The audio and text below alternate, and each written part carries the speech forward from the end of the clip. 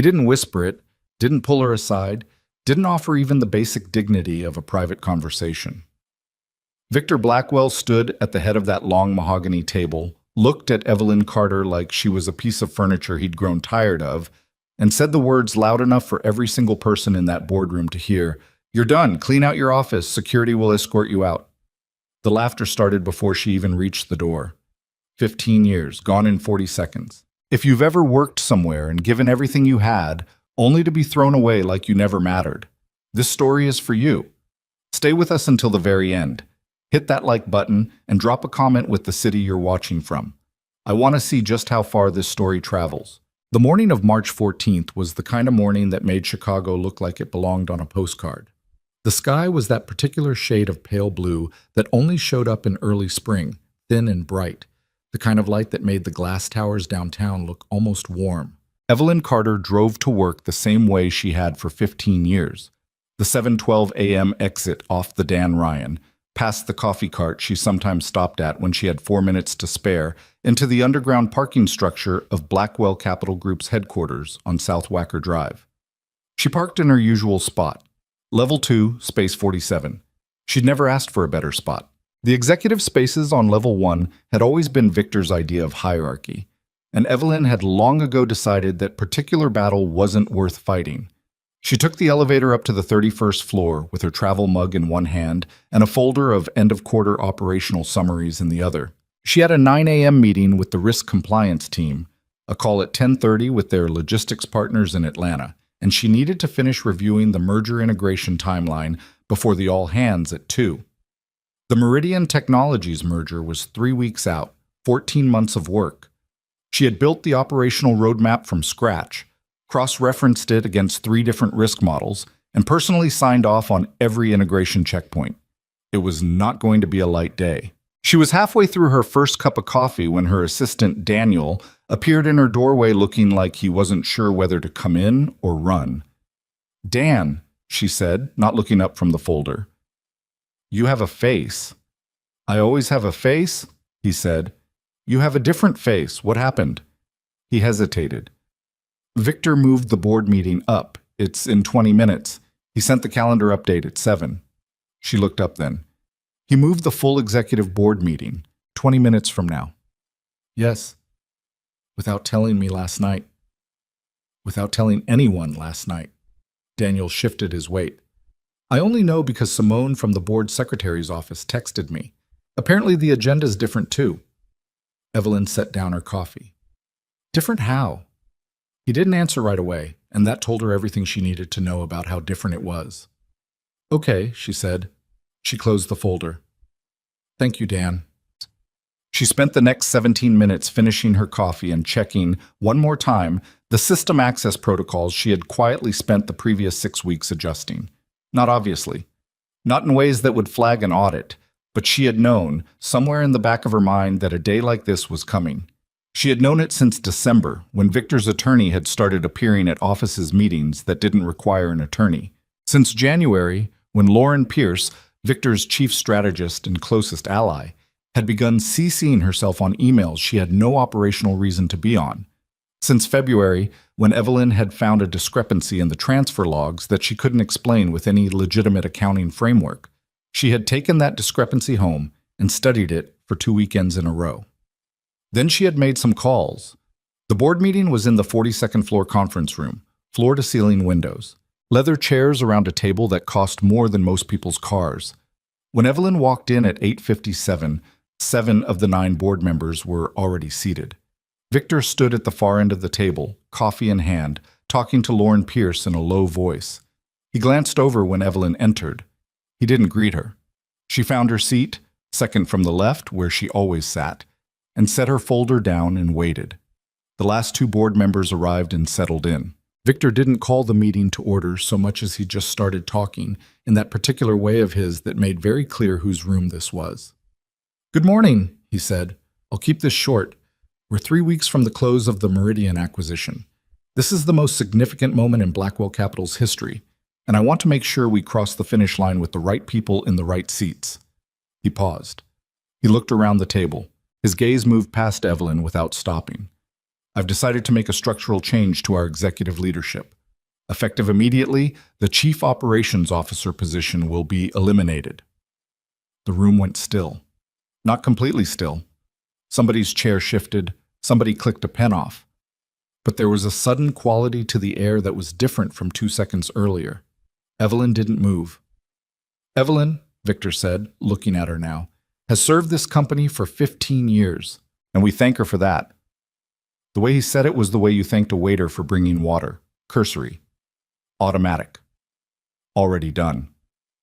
But as we transition into this next phase of growth, we need streamlined decision-making and an operations structure that reflects where we're going, not where we've been. Board member Thomas Raines, 60, silver-haired, always on Victor's side of the room in any argument, cleared his throat. What's the timeline on the transition? Immediate, Victor said. The operations portfolio transfers to Lauren's division today. Evelyn looked at Lauren. Lauren was looking at her planner, not at Evelyn. I have a few questions about the integration timeline, and board member Shirley Nguyen started. Shirley, Victor cut in, and his voice was smooth but firm. We've handled this carefully. The transition is managed. I wouldn't move on this 3 weeks from close if I weren't completely confident. He turned back to Evelyn. And this was when it happened. This was the moment she would think about later. Not with anger exactly, but with the particular clarity that came from watching someone make a catastrophic mistake in slow motion. You're done, Victor Blackwell said. Clean out your office. Security will escort you out. The silence lasted about 4 seconds. Then David Cho, the youngest board member, 38 years old, who had always laughed too quickly at Victor's jokes, did laugh. Just once, a short, involuntary sound. But it broke something, and Gary Wells followed with a low chuckle, and Thomas Raines said something under his breath to the man beside him, and within 10 seconds there was laughter in the room. Not uproarious, not cruel in an obvious way. The polite, complicit laughter of people who had decided whose side they were on and were signaling it in the only safe way available. Evelyn Carter sat with that laughter around her for exactly 3 seconds. Then she stood up, picked up her folder, and walked out. She did not look back. She did not cry. She did not slam the door.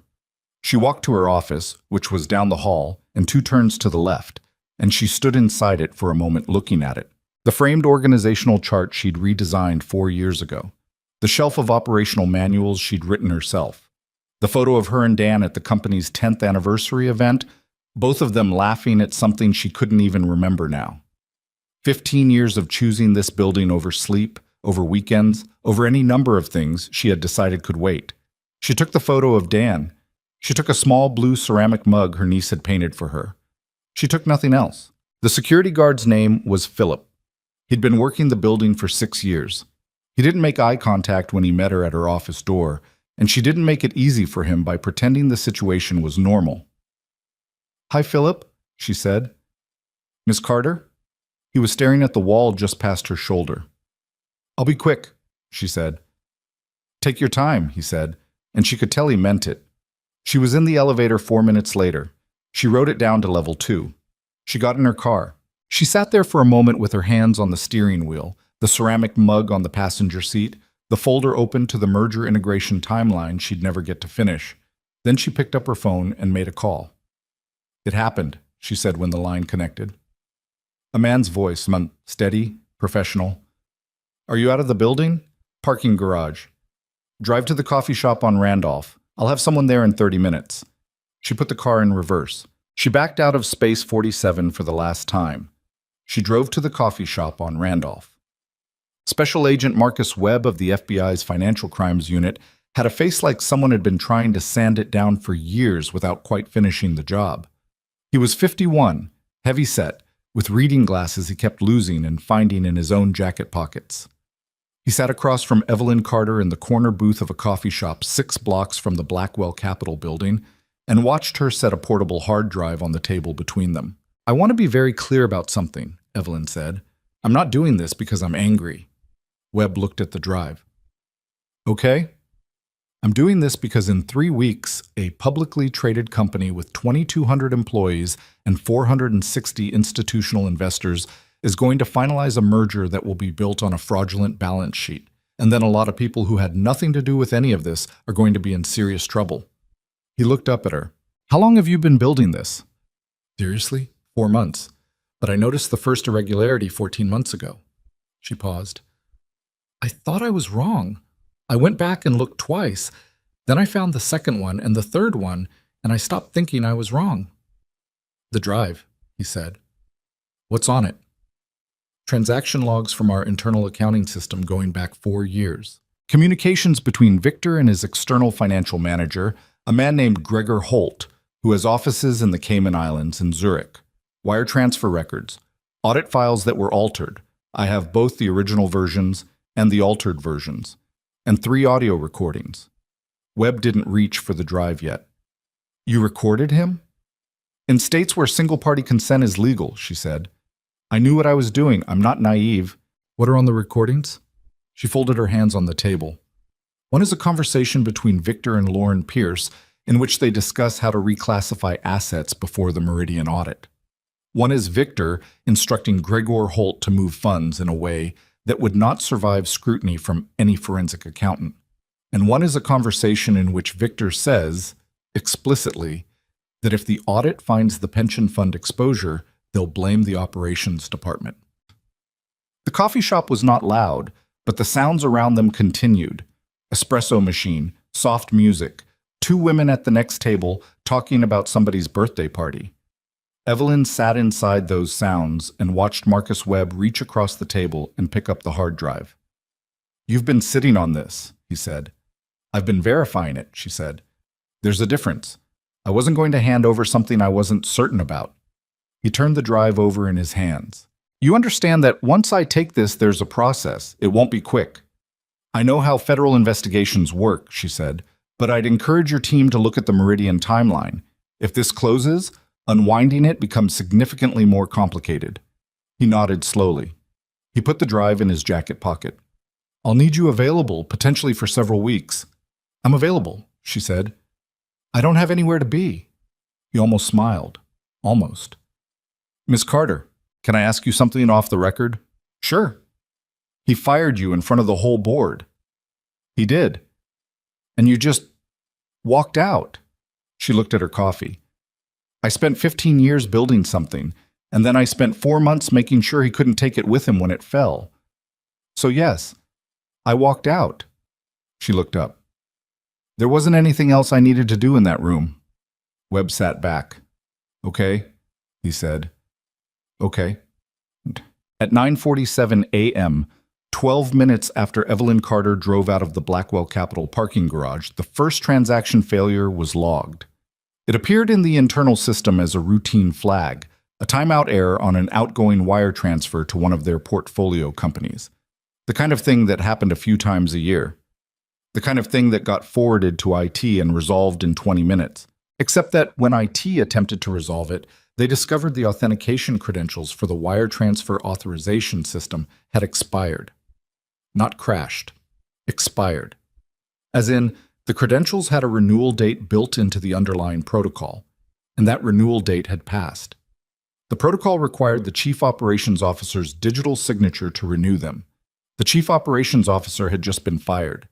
Travis in IT escalated to his manager. His manager escalated to the head of technology infrastructure, a man named Ron Braddock, who had been with the company 8 years and who had the rare quality, in tech, of actually understanding the systems he managed. Ron looked at the error. He looked at it again. He pulled up the architecture documentation for the wire transfer system and found, on page 34 of a document that had last been read by anyone in 2021, the note that the authorization framework required a 2-factor renewal every 18 months, and that the renewal had to be initiated by the COO and confirmed by an external security key. Ron sat back in his chair and said, quietly, a word he normally tried not to say at work. He called Lauren Pierce. Lauren was still on 31, standing in the doorway of what would now be her expanded operational domain, talking to her personal assistant about office furniture. She picked up on the 4th ring. What? She said. We have a problem with the wire transfer system, Ron said. It's locked. And the way it's set up, Evelyn Carter is the only person who can... Evelyn doesn't work here anymore, Lauren said. Figure it out. I understand she doesn't work here, but the technical... Ron. Her voice had the particular flatness of someone accustomed to problems disappearing when she used that tone. Fix it. He sat with his phone in his hand for a moment after she hung up. Then he pulled up the system again and started working through it methodically, looking for a workaround. He was still looking 2 hours later when the trading system locked down. This one was different. This wasn't a credentials expiration. This was an active security protocol engaging, which was a different category of problem entirely. The trading platform that Blackwell Capital used for its portfolio management, the one that processed somewhere in the range of $40 million in daily transactions, had a fraud detection layer built into its backend. That layer had been designed 5 years ago by the then-new Chief Operations Officer, who had arrived at Blackwell Capital with a background in financial security systems and had very quietly, very thoroughly, built a monitoring architecture that watched for specific patterns. Patterns like simultaneous changes to user access permissions across 3 or more executive accounts within a 72-hour window, which was exactly what had happened in the previous 18 hours, as Victor and Lauren had begun reassigning Evelyn's system access to other users in preparation for her removal. The security layer saw the pattern. It did what it had been designed to do. It flagged the account cluster as compromised and initiated a partial lockdown, freezing outgoing transactions above $50,000 pending a security review. A security review that required authorization from the Chief Operations Officer. By noon, they had lost access to approximately 60% of outgoing transaction capability. The merger documentation was dependent on demonstrating clean transaction flow. The Meridian due diligence team had a system audit scheduled for the following week. Victor Blackwell was in his office when Ron Braddock and the head of legal, a man named Peter Cho, came to tell him about both problems at once. Ron stood with his laptop open, showing the error logs. Peter stood with his arms crossed, and the expression of someone calculating how much personal legal exposure he had accumulated in the past 6 hours. Victor listened. He stood at his window, the 42nd floor, the pale March sky, Lake Michigan glinting in the distance, and he listened to 2 men explain that the woman he'd fired that morning had built the operational infrastructure of this company so thoroughly, so completely, so specifically, that her removal had not been a subtraction. It had been a structural failure. Call her, he said. Peter and Ron exchanged a look. Call her, Victor said again. Offer her, I don't know, offer her whatever she wants. Reinstatement, a bonus, whatever. Get her on the phone. Peter cleared his throat. Victor, she left with a folder and a coffee mug. There's a reason she wasn't upset. Victor turned from the window. What does that mean? Peter looked at him steadily. It means she knew this was coming, and it means she was ready for it, which means we need to ask what else she was ready for. Victor stared at him. Call her, he said a third time, but his voice was different now. Peter called. The number rang 5 times and went to voicemail. He left a message. Professional, neutral, wadsikum. Gukshal, we'd like to discuss the transition. He hung up and looked at Victor. Victor turned back to the window. Below, on the streets of Chicago, the city moved the way it always moved, dense and indifferent and enormous. Somewhere down there, in a coffee shop 6 blocks away, a portable hard drive with 4 years of financial records on it had changed hands. Nobody in the 42nd floor office knew that yet, but they were starting to understand that something had gone very wrong. The call Evelyn had been waiting for came at 12:18 p.m. Not from Victor. She hadn't expected Victor. From Peter Cho, which told her something about how the morning had gone, because Peter didn't make calls like this unless Victor had run out of other options. She let it ring. She was sitting in her sister Margaret's apartment in Lincoln Park, shoes off, feet tucked under her on the couch, working through a bowl of Margaret's leftover rice and the notes she'd been assembling for the past 3 days. Margaret was at work. The apartment was quiet and smelled like the candles Margaret bought in bulk from a shop in Wicker Park. Evelyn had not cried yet. She wasn't sure if she was going to. She had worked for Blackwell Capital for 15 years and 2 months. She had joined at 34 after 8 years at a financial infrastructure firm in Boston because Victor Blackwell had called her personally and told her he was building something significant and he needed someone who understood how to build systems that didn't break. She had believed him. She had believed that for a long time, Not naively, she thought, but with the kind of calibrated faith that came from watching something actually work. The company had grown. The systems she'd built had held. Clients trusted the platform because the platform earned it. And then, somewhere in the past 3 years, something had changed. Victor had gotten impatient with the pace of legitimate growth, or bored with it. Or he'd met Gregor Holt, who had a Zurich office and a very smooth way of explaining why certain financial structures were technically not illegal in certain jurisdictions. The discovery 14 months ago had felt like stepping on a stair that wasn't there, just missing, the ground gone. She'd stood there for a moment in the middle of a quarterly review and thought, that can't be right. She'd checked. It was right. And once she'd seen it, she couldn't unsee it, and the more she looked, the more she found. She had not told anyone in the building. She had not confronted Victor. She had gone home and thought about it for a week, and she had arrived at the understanding that the only thing she could do that would actually help the employees, help the investors, help the clients who trusted this company, was to document everything properly and make sure it ended up with people who could act on it. She had spent the past 4 months doing exactly that, quietly, without urgency, without making mistakes. Victor had fired her before she was quite finished, but not before she was finished enough. Her phone buzzed again. A text from Dan, from the building. "Are you okay?" She texted back, "I'm fine. Don't worry about me. Take care of yourself." His response, "The trading system locked down. Ron's been on calls all morning." She set the phone down. She picked up the local notepad she'd been working through and found the page where she'd written, 3 weeks ago, in her own handwriting. "When they realize what's happening, they will try to reach you. Do not help them undo it. The lockdown is not meant to hurt the company. It is meant to stop the merger until investigators can act." She'd underlined that last sentence. She turned the notepad face down and finished her rice. At 2:15 p.m., the Meridian Technologies acquisition team, 11 people who had flown in from San Francisco and were staying at the Marriott on Michigan Avenue, received an email from their legal department flagging an anomaly in the Blackwell Capital transaction records that had been shared as part of the due diligence package. The email was brief and technical.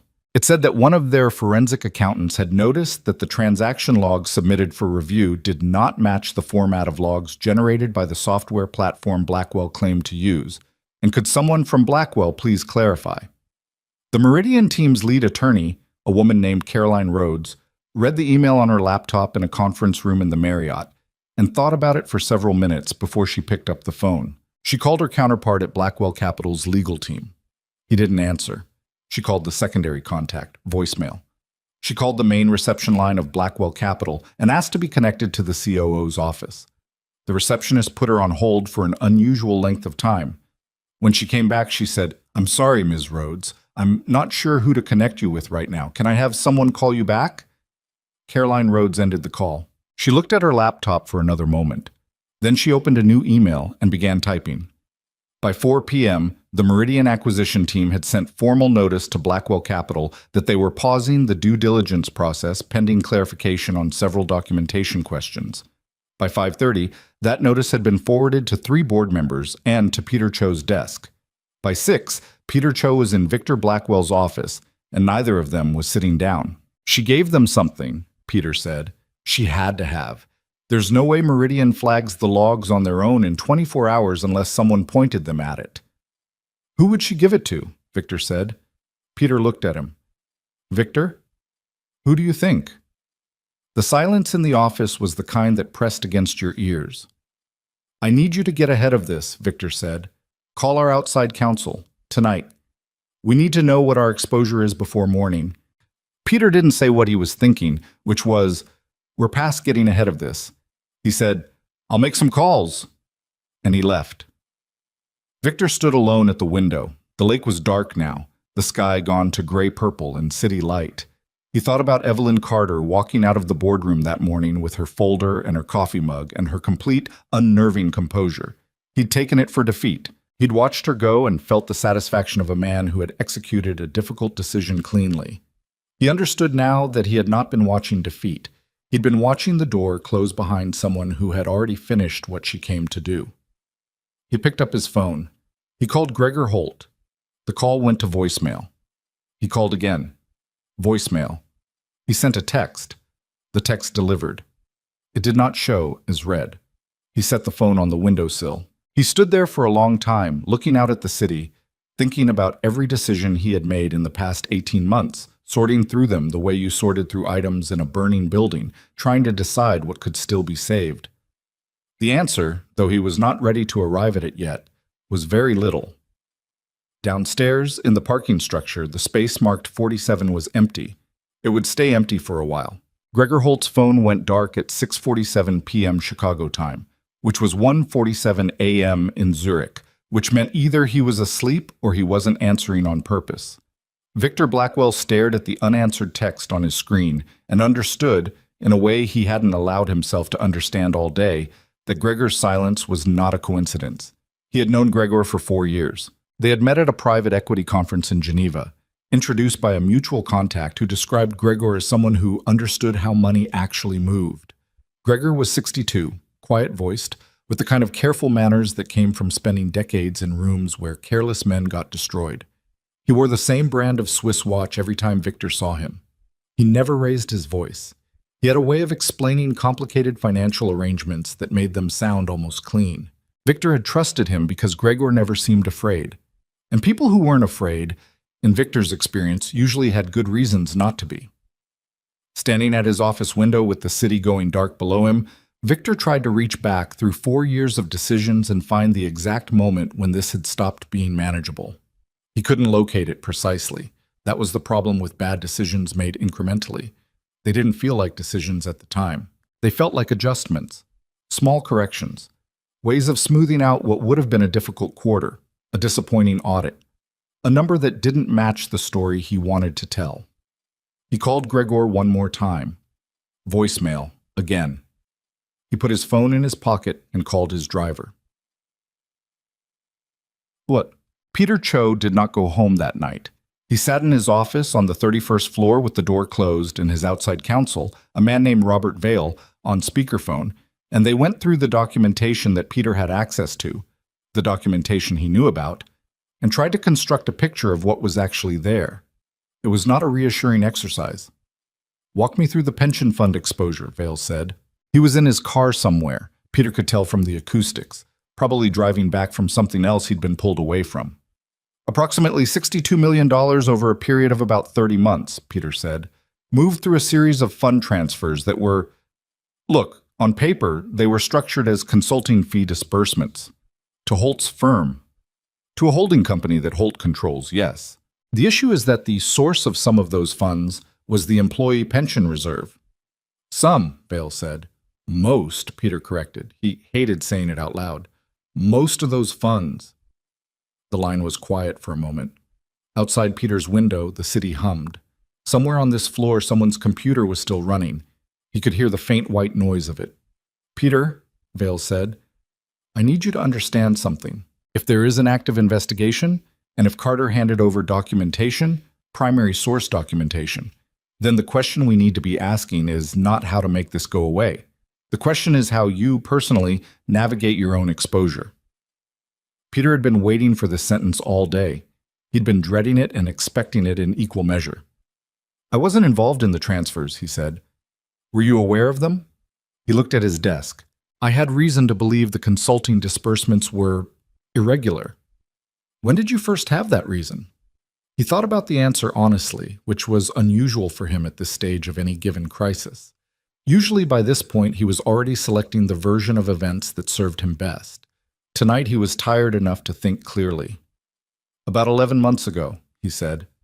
Vale exhaled. Okay, here's what I want you to do. Don't talk to Victor tonight. Don't talk to Lauren. Don't delete anything and don't move anything. Go home, get some sleep if you can, and call me at 7 tomorrow morning. What about the Meridian notice? Meridian is the least of your problems right now, Vale said. Meridian is a transaction. A transaction can be unwound. The other thing, he didn't finish the sentence. He didn't need to. Peter ended the call. He sat in his office for a long time after that, not looking at anything in particular. He thought about Evelyn. They had never been close. He was legal, she was operations, and their worlds had overlapped mainly in conference rooms and on contract reviews. But he'd always respected her. She had a way of asking questions in meetings that made you feel, if you weren't paying attention, like she was simply clarifying details. And then you'd realize, later, that the question had been a scalpel. He thought about the morning, the boardroom, the laughter. He thought about the fact that she had walked out of that room without a word, and he had sat there, and he had not said anything either. That, he thought, was probably something he would carry for a while. He shut off his computer, put on his coat, and took the elevator down to the garage. Lauren Pierce did not have the same evening.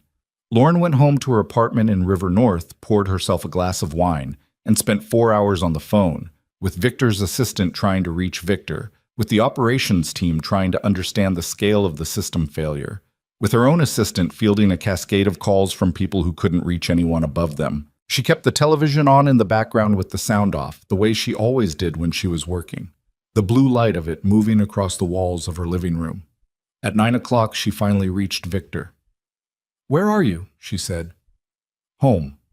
His voice was flat. She'd known him for 6 years, and she'd heard that flatness before, but usually in small doses. A bad quarter, a deal that fell through. Tonight it was different. It went all the way down. "Okay," she said. "Talk to me." "The system lockdowns are worse than Ron described. We can't process outgoing transactions above 50,000. The merger documentation team is asking questions we can't answer without Evelyn's authorization codes. Meridian is paused, and Gregor is not picking up his phone." Lauren put her wine down. "Gregor is not—" "I've called 12 times, Victor said. She stood up and walked to her window. River North stretched out below her. The restaurants and bars lit up, people who did not work at Blackwell Capital having a normal Thursday. "Victor, if Gregor's going dark, I know what it means." "Do you?" She kept her voice level because Lauren Pierce had survived in Victor Blackwell's orbit for 6 years by being the calmest person in the room during disasters, and she was not going to break that record tonight. Because if Gregor goes dark and Carter handed something to the feds, if both of those things are true at the same time, then we are not looking at a bad week. We are looking at a very different kind of problem. Victor didn't say anything. "Victor, I heard you. What do you want to do?" "I don't know yet," he said, which was not something she'd heard him say before. In 6 years, she had never heard Victor Blackwell say he didn't know. She stood at the window for a moment after they hung up. She looked at her reflection in the glass, overlaid on the city lights. She thought about the operations reorganization memo she had drafted 2 weeks ago, the one that proposed folding Evelyn's department into her own division. She thought about how good it had looked, how well-reasoned, how clean the org chart had been. She thought about the fact that her name was on that memo, that her digital signature was on a lot of things. She picked up her phone and called her own attorney. Evelyn slept well. She'd expected not to, had half anticipated lying awake in Margaret's spare room cataloging the day, but she was asleep by 10 and she stayed asleep until 6:15, when the pale spring light came through the curtains, and she lay there for a minute listening to the sounds of the neighborhood waking up. Margaret was already in the kitchen when Evelyn came out. Margaret was 58, 4 years older than Evelyn, a middle school vice principal who had been waking up early her entire adult life and had the particular energy of someone who had made peace with that fact. "Coffee's ready," Margaret said. She looked at Evelyn carefully, the way you looked at someone after a hard thing. "How'd you sleep?" "Fine, actually." "Fine actually means you're not going to talk about it yet." "I'll talk about it," Evelyn said. "I just need coffee first." She poured a cup and sat at the kitchen table. The table was the same one their mother had owned, solid oak, nicked and water-stained and comfortable in the way things got after 30 years of use. "The news this morning," Margaret said, setting her own cup down across from Evelyn. "There's something about Blackwell Capital on the financial channel." Evelyn looked at her. "What kind of something?" "Trading anomalies, suspended transactions. They're calling it an internal operational review." Margaret watched her sister's face. "That wasn't an accident, was it?" "No," Evelyn said. Margaret was quiet for a moment. She had the same eyes as Evelyn, dark brown, direct, but she used them differently. Margaret's eyes asked questions. Evelyn's tended to give answers without being asked. "Are you going to be okay?" Margaret said. "I'm going to be fine," Evelyn said. It's the other people I'm thinking about. The employees? 2,200 of them. And the investors. And the pension fund. She wrapped both hands around her mug. The fraud is real, Maggie. I'm not doing this out of spite. I know how it looks. It doesn't look like spite to me, Margaret said. It looks like you've been carrying something very heavy for a long time, and you finally put it down. Evelyn looked at her sister. Something like that, she said. She picked up her phone. A text from Marcus Webb. Can you come in this morning? We have some questions and things are moving faster than expected. She typed back. What time? His response came in under a minute. 8:30. I'll send you the address. She looked at the time, 6:41. She had less than 2 hours. She finished her coffee. The FBI field office where Marcus Webb worked was not in a dramatic building. It was the kind of building that looked like an insurance company. Beige, bureaucratic, practical. Evelyn took a cab because she didn't want to deal with parking, and she arrived at 8:25 and was escorted to a conference room on the third floor that had fluorescent lights and a whiteboard covered in diagrams she wasn't supposed to see, and which someone hastily turned around when she walked in. Webb was there with 2 other agents, a younger woman named Tanya Ortiz, who had a legal pad and the focused energy of someone who had been at this since 6, and an older man named Frank DeLuca, who sat against the wall and took notes and didn't say much. Thank you for coming in, Webb said. Of course, Evelyn said. She sat down. She had brought her own folder.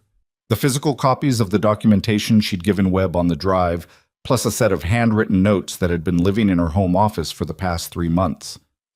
We've had our forensic team working on the drive overnight, Webb said. I want to ask you about some specific entries, if you're up for it. Yes, she said. Okay. He opened a folder of his own. The transfer series labeled under Holt Meridian Consulting. Help me understand the structure. Evelyn set her notes on the table. Gregor Holt has a company called Holt Meridian Consulting registered in the Caymans. It has a parallel structure registered in Zurich. The Chicago office of Blackwell Capital made disbursements to both entities, labeled as strategic consulting fees. The disbursements began about 31 months ago. And the source of funds? Initially, legitimate operating revenue. But starting around the 18-month mark, the source shifted. Some disbursements were drawn from what the internal accounting system classified as reserve accounts. She paused. Those reserve accounts are the pension fund buffer. Ortiz looked up from her legal pad. Buffer meaning the pension fund itself is technically separate, Evelyn said. The buffer is the liquidity reserve maintained to cover any short-term funding gaps in pension obligations. It's supposed to be untouchable. It's employees' retirement money. People who worked there for 20, 30 years. She kept her voice flat. She had practiced keeping her voice flat when she talked about this part, because when she didn't practice it, something else came through. Approximately $62 million moved through those disbursements. The exact amount attributable to the pension buffer is still being determined, but my estimate is between 38 and 44 million. Webb nodded slowly. He had read the drive. He had probably already known most of this, but he was asking her to say it out loud in a room with witnesses for reasons she understood. The altered audit files, he said. Walk me through how that happened. Blackwell Capital uses a third-party audit platform. The platform generates logs that are exported quarterly as standardized files. What I found, 14 months ago, was a discrepancy between the export logs in our internal system and what had actually been submitted to the external auditors. She opened her folder and slid a page across the table. A printed comparison, 2 columns of numbers. These are the 2 versions. The internal system shows the true disbursement figures. The submitted audit shows figures that have been adjusted, consistently, specifically, in the line items that would have flagged the consulting disbursements as unusual. Someone modified the export before submission, Ortiz said. Yes. Evelyn pointed to a notation at the bottom of the page. The modification timestamp is in the metadata. I pulled it before I left. It's in the drive. But DeLuca, from the wall, said without looking up.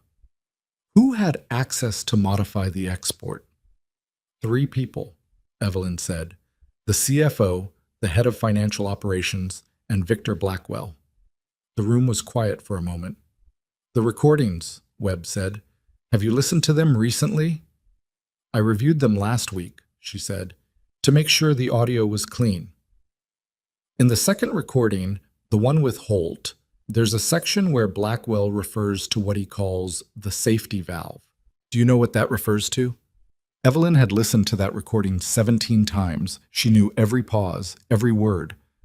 Yes, she said. The safety valve is what Victor called a contingency, a plan to, if the fraud was discovered, redirect blame to the operations department, specifically to me. To you, Webb said. To me. She said it plainly. The theory was that if investigators found the disbursement irregularities, the documented explanation would be that the COO had made unauthorized modifications to the reserve accounts without executive knowledge. The recording confirms that steps were being taken to create documentation supporting that narrative. Ortiz had stopped writing. She was looking at Evelyn directly. He was building a frame. He was building a frame, Evelyn agreed, which is partly why the timeline mattered to me. I needed my documentation to be airtight before anything happened, because once it started moving, I knew what the defense strategy would be. Webb leaned back. He looked at her for a moment with the expression she'd come to recognize on him. Not skepticism, exactly, but the particular caution of someone who had seen enough cases to know that nothing was ever as clean as it looked in the first 24 hours. Is there anything on that drive or in those recordings that you're uncertain about? He said. Anything you'd characterize as ambiguous? The third recording, she said, the one where Victor and Lauren discuss the asset reclassification. Lauren's participation in that conversation it's real, it happened, but I want to be careful about characterizing her role versus Victor's. Victor initiates the discussion.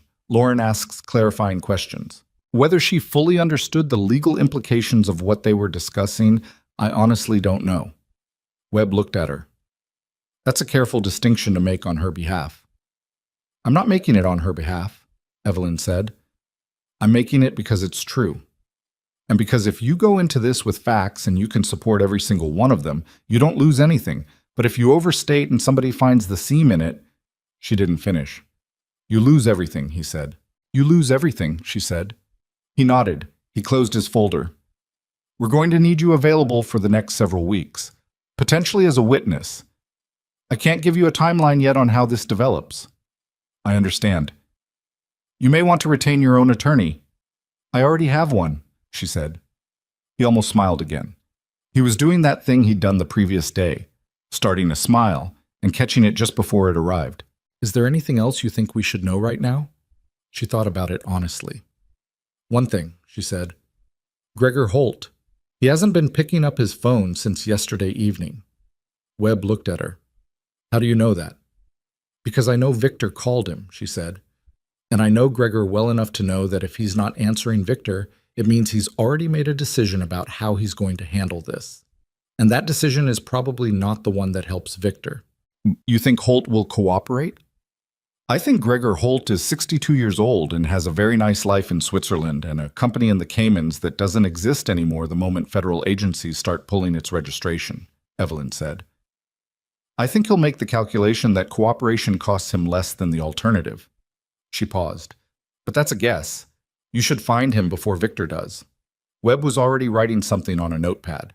He nodded once without looking up. Thank you, Ms. Carter. She gathered her folder and stood. Ortiz walked her to the elevator. They rode down in silence for a moment, and then Ortiz said, Can I ask you something? Sure, Evelyn said.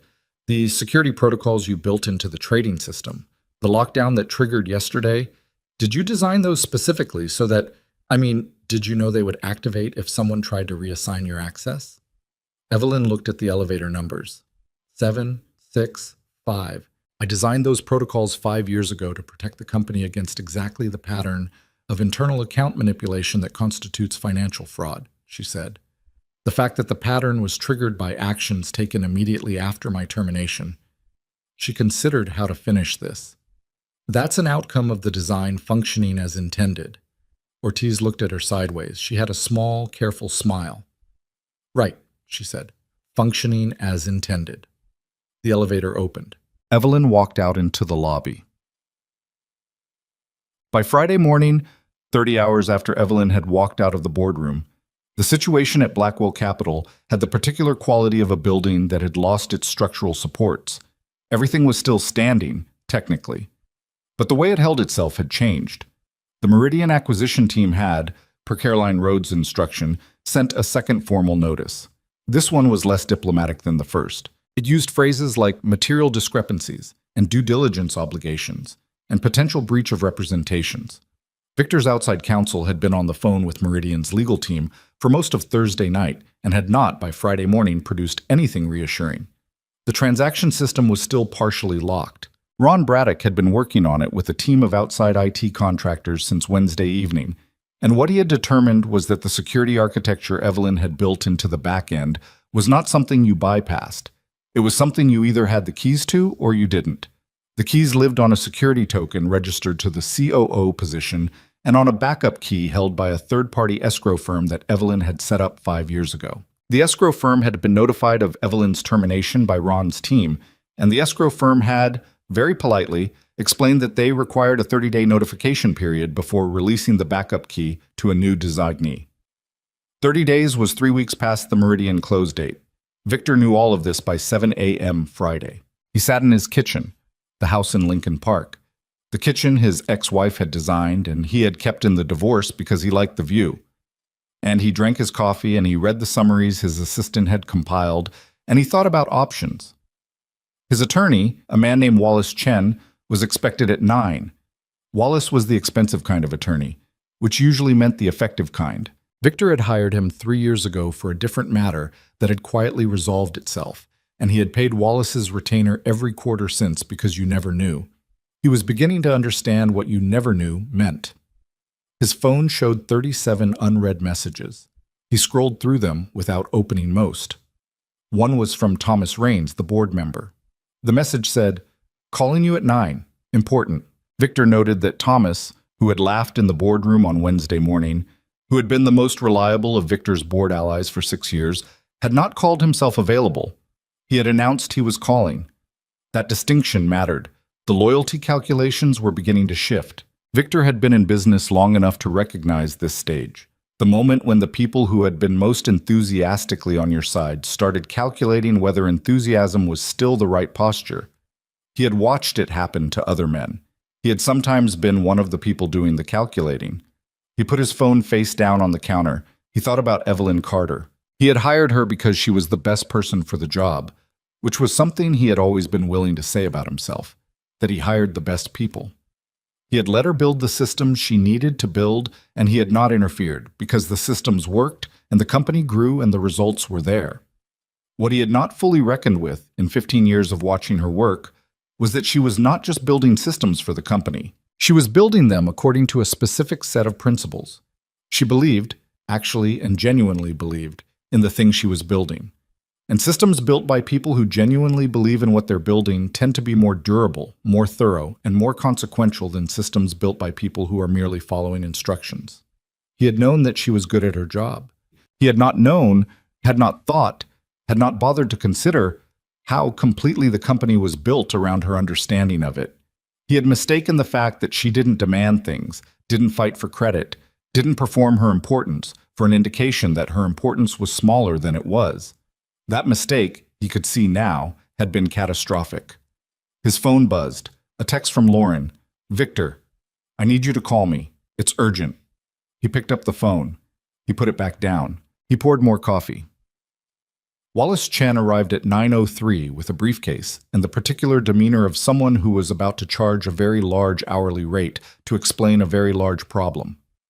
They sat in the living room, Victor on the couch, Wallace in the chair across from it, and Wallace opened his briefcase and set a legal pad on his knee and said, "Tell me everything, from the beginning." Victor told him. It took 45 minutes. Wallace wrote steadily throughout, asking questions in the particular way of attorneys who already knew most of the answers but needed you to say them. When Victor finished, Wallace put down his pen and looked at his notes. "All right," he said, "here is where we are. Tell me.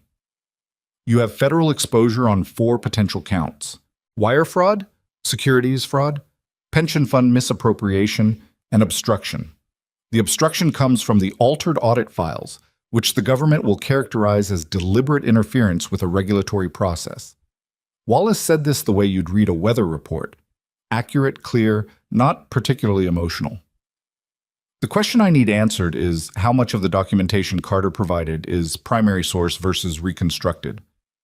I don't know what she gave them, Victor said. I know you don't.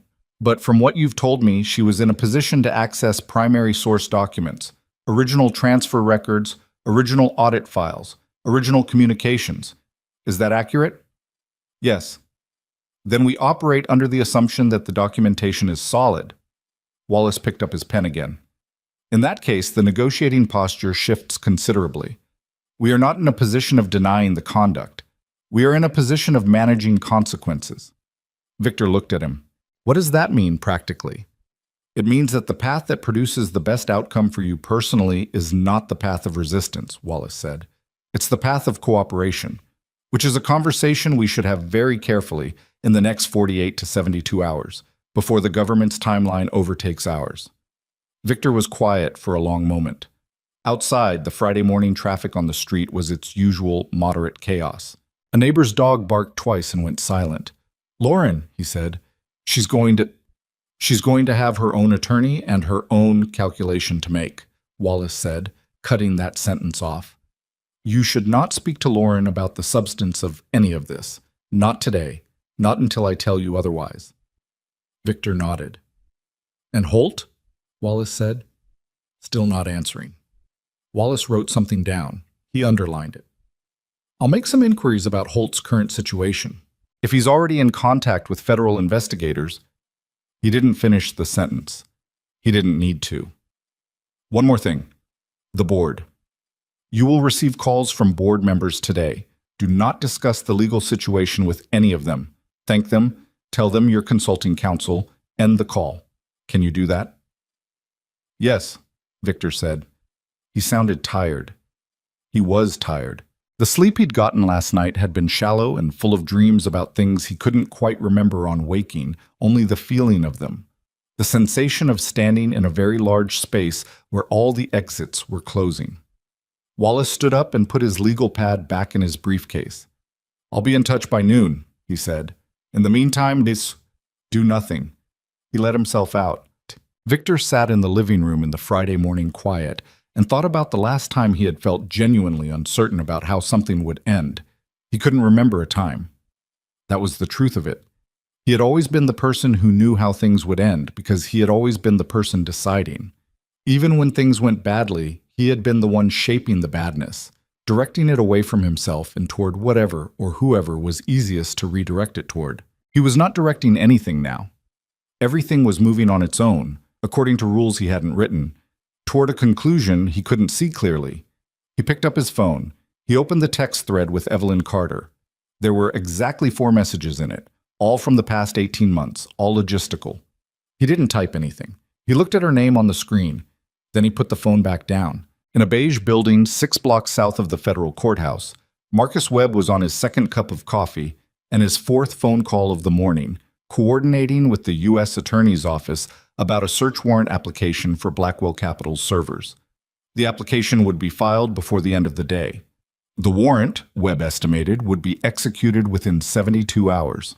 And in a coffee shop in Lincoln Park, a different one from the day before, smaller, with exposed brick and a chalkboard menu, Evelyn Carter sat across from her attorney, a woman named Patricia Burke, and they went through the next phase of what needed to happen. The employees, Evelyn said, the pension fund exposure. Is there a mechanism for the investigation to prioritize restitution for fund holders? It's not automatic, Patricia said, but it's something we can advocate for. It would require cooperation from the U.S. Attorney's Office in structuring the asset recovery. What would it take to get that cooperation? Patricia looked at her client. More of what you've already been doing, she said. Document everything. Make yourself available. Give them what they need to build the strongest possible case. That I can do? Evelyn said. She picked up her coffee. Through the window, Chicago went about its Friday. The buses and the cabs and the people walking fast with their collars up against the March wind. 15 years of her life had been in a building 2 miles east of where she was sitting. She didn't look in that direction. She looked at her attorney's notes and she started asking the next set of questions. The search warrant was executed on a Tuesday morning, 11 days after Evelyn Carter had walked out of the boardroom with a ceramic mug and a folder. It happened at 7:14 a.m., before most of the staff had arrived, which was deliberate. Marcus Webb had pushed for the early window specifically to minimize disruption to employees who had nothing to do with any of this. People who had shown up every day for years and were about to have their workplace turned into a federal crime scene through no fault of their own. Webb had been doing this long enough to know that the people who got hurt in cases like this were rarely the people who deserved it, and he tried, where he could, to limit the collateral damage. 16 agents entered through the main lobby. Building security, to their credit, did not attempt anything complicated. The senior guard on duty, a man who had worked the building for 11 years and who had, by coincidence, been one of the people who signed Evelyn Carter's contractor access badge back when she first arrived, looked at the warrant, read it carefully, and stepped aside. The server room was on sub-level 2. 4 agents went there first. The financial record systems, the executive email archives, the backup drives for the audit platform, all of it was imaged within the first 90 minutes. Another team went to the executive floor, Victor's office, Lauren's office, the CFO's space, the conference room where the board meeting had been held 11 days earlier. Ron Braddock arrived at 7:45, walked off the elevator into a hallway full of federal agents in windbreakers, and stood there for a moment with his laptop bag on his shoulder, looking like a man trying to decide if he could reasonably turn around and go back down. He couldn't. Webb was waiting. "Mr. Braddock," Webb said. "Thank you for coming in. I have some questions for you about the system architecture." Ron put his bag down on a chair. He looked at the agents moving through the hallway. "Do I need an attorney?" "That's always your right," Webb said. Ron looked at him for another second. "Yeah," he said. "Yeah, I think I need an attorney." "There's a lobby downstairs," Webb said. "You're welcome to wait there while you make that call." He didn't say it unkindly. That was something Ron would think about later, that the federal agent had not been unkind about it. By 9 o'clock, when the normal workday would have been starting, a crowd had formed on the sidewalk outside. Some were employees who had arrived to find the building in the middle of an active federal operation and had been asked to wait. Some were passers-by who had stopped because the windbreakers and the equipment cases were hard to ignore. A news van from a local station was parked half a block down. By 9:30, there were 2 more. Victor Blackwell was not in the building. He had been advised by Wallace Chen very specifically not to be anywhere near headquarters that morning.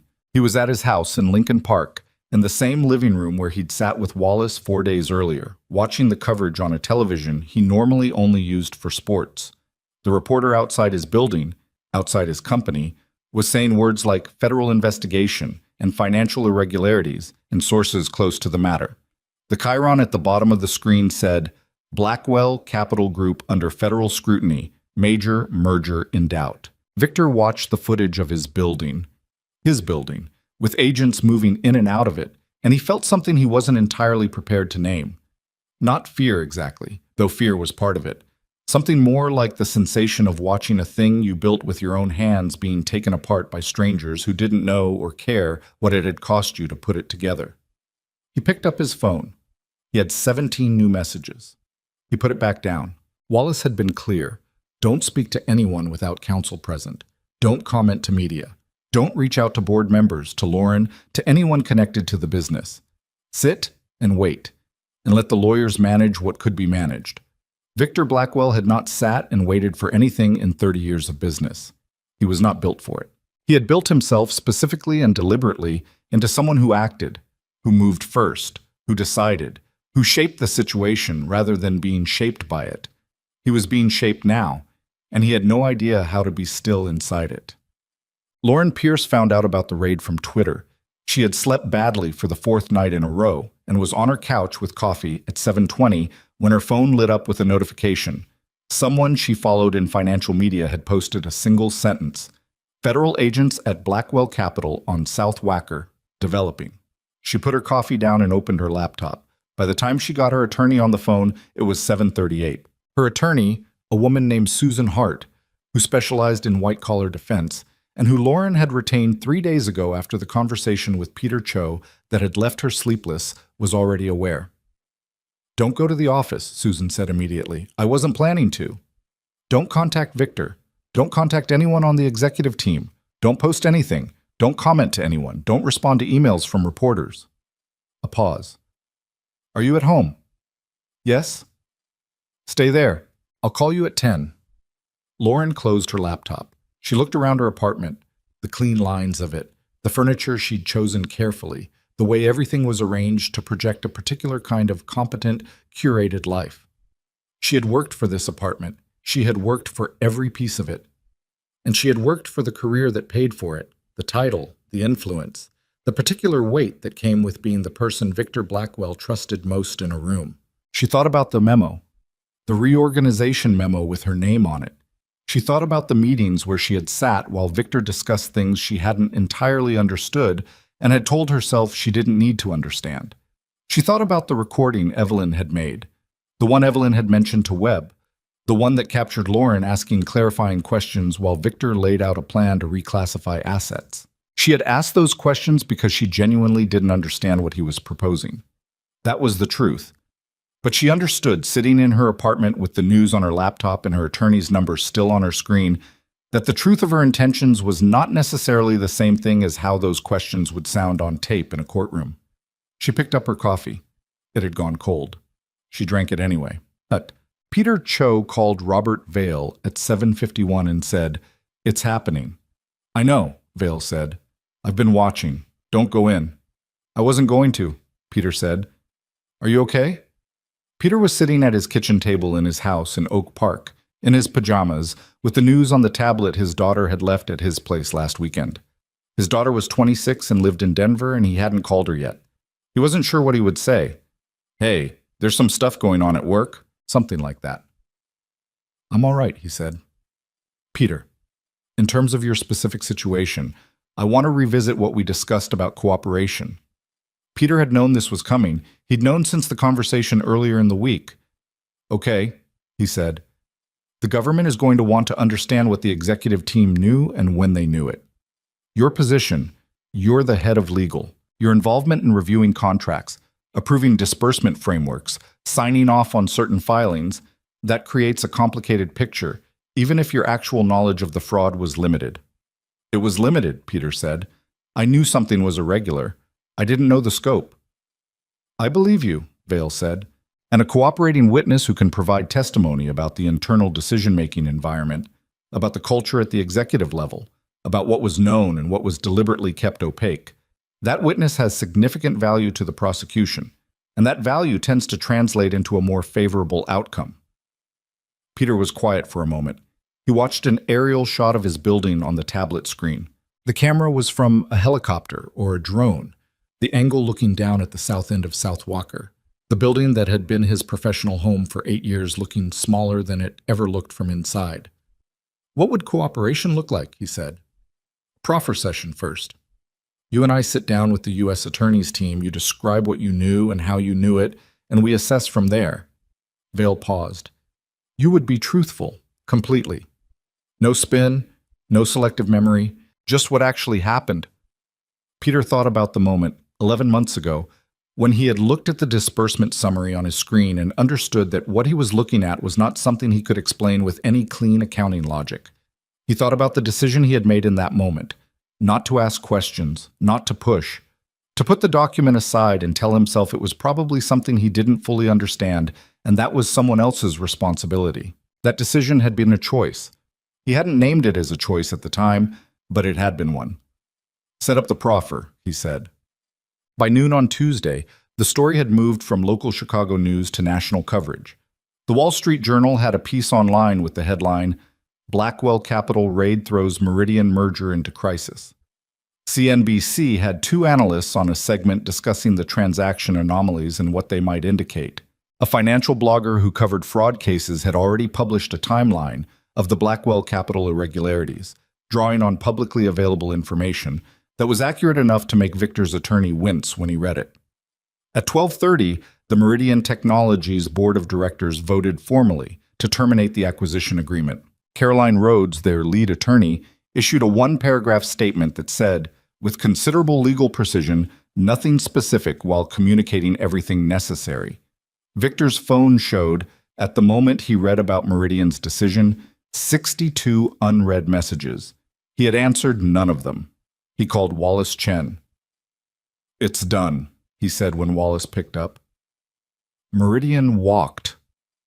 I saw, Wallace said. That's not the priority right now. 14 months of work. Victor.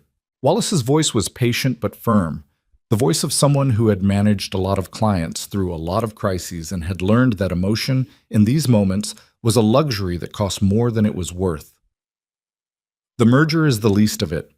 I need you to come to my office this afternoon. I've been in conversation with the U.S. Attorney's Office, and there are developments we need to discuss in person. What developments? A pause that lasted just slightly too long. In person, Wallace said. 3 o'clock.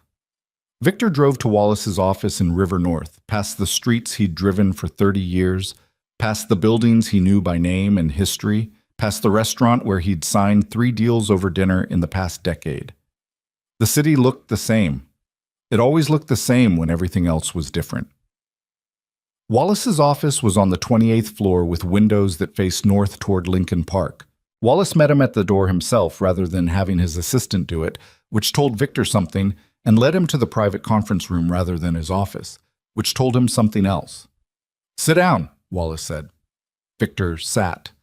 What's the development?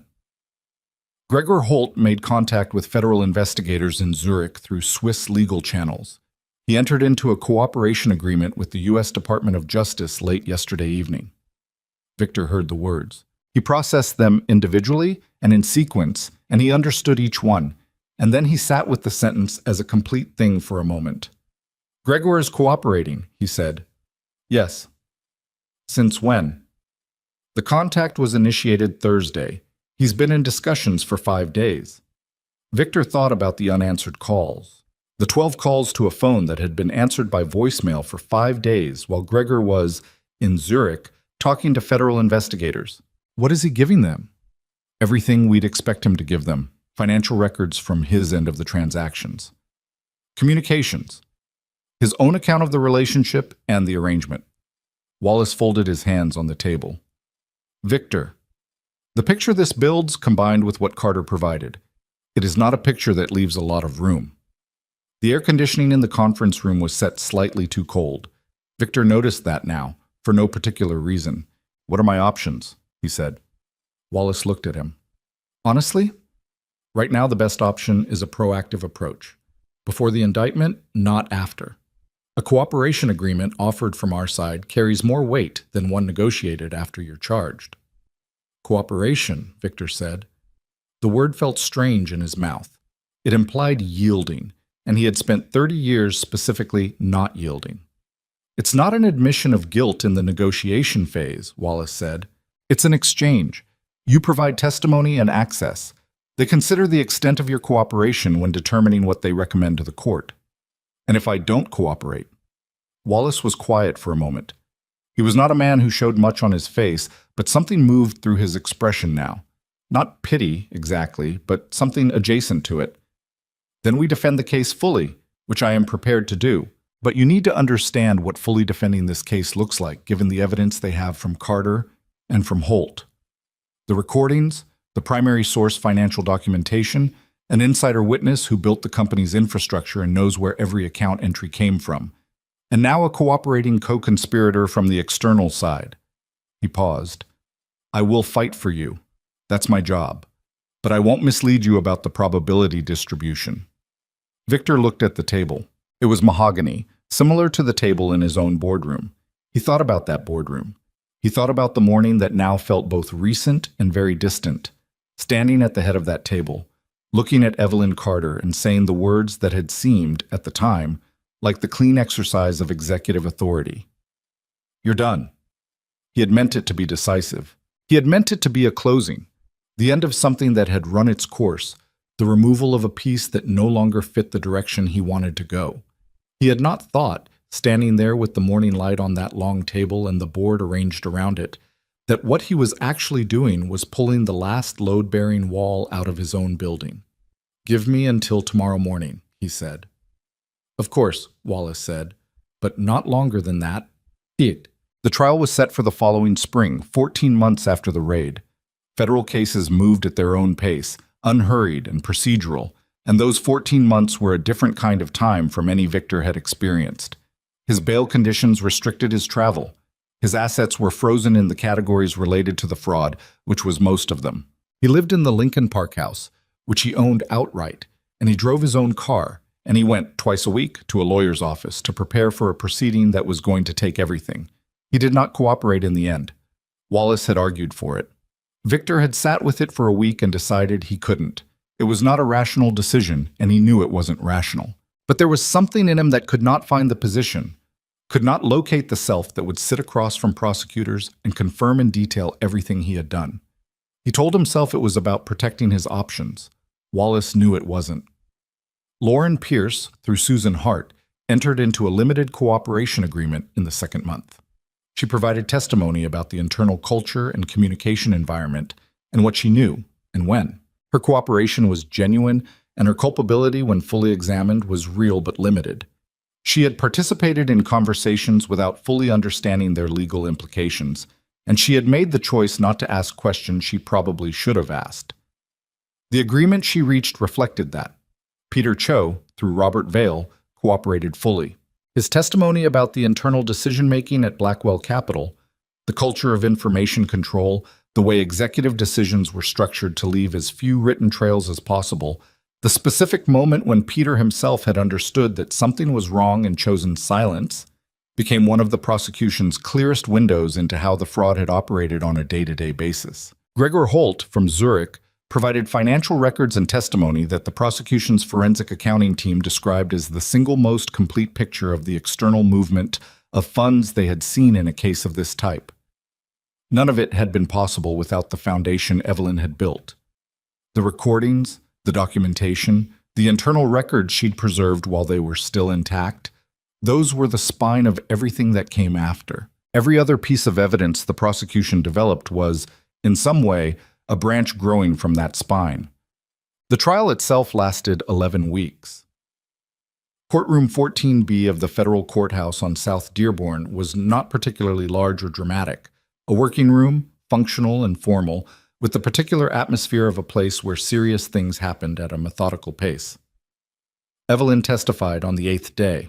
She had been prepared extensively for this, had spent hours with the prosecution team going through the documentation and the recordings and the sequence of events, had been walked through every line of the financial records she'd preserved until she could discuss any of them from memory without needing to look at a page. Patricia Burke had sat with her through most of those sessions, quiet and watchful, occasionally redirecting when Evelyn's answers became more technical than a jury of non-specialists needed. She wore a gray suit that she'd bought specifically for this. Nothing she'd worn to Blackwell Capital. Nothing that would read as either aggressive or meek. She sat in the witness box and looked at the jury and told the truth for 6 hours across 2 days. The defense attorney was a man named Harold Greer, expensive and capable, with a courtroom presence that came from 30 years of doing exactly this. He was polished in the way that things got polished by use, not glittering, but worn smooth. He had a strategy, which was visible about 20 minutes into his cross-examination. He was going to try to position Evelyn as someone whose testimony was shaped by resentment. "Ms. Carter," he said, standing at the podium with a particular relaxed quality, "you were fired." "I was, yes." "Publicly, in front of the entire executive board." "Yes." "And that must have been humiliating." "It was unpleasant," Evelyn said. "Unpleasant." He repeated the word with just the right amount of lightness. "You'd given 15 years to this company, 15 years of your professional life, and you were dismissed in front of colleagues in a manner that by any standard was degrading. And you're asking this jury to believe that your response to that was not anger." "I'm asking this jury to look at the documents," Evelyn said. Her voice was level.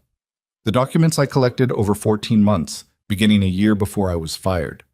The recordings I made in states where single-party consent is legal. The financial records I preserved through proper channels and handed to federal investigators. I'm not asking anyone to take my word for anything. The evidence stands on its own."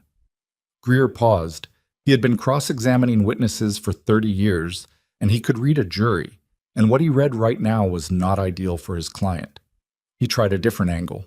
"The security protocols you designed, Vets, the ones that locked down the company's transaction systems after your termination, You designed those specifically to trigger in the event of a personnel change, didn't you? I designed them to detect patterns consistent with internal financial fraud, she said. The specific pattern they detected was the simultaneous reassignment of executive account permissions across multiple users in a short time frame. That is a recognized signature of internal fraud preparation. It is also, in this specific case, what occurred immediately after my termination. Those two facts are related, but they're not the same thing. But the effect was to cripple the company's operations.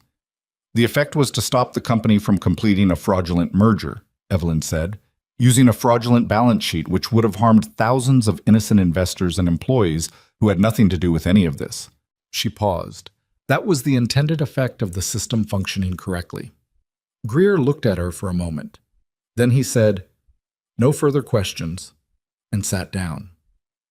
The prosecution team, at their table, did not visibly react, but the junior attorney at the end of the row wrote something on her notepad and underlined it twice. The recordings were played on day 14. The courtroom was full.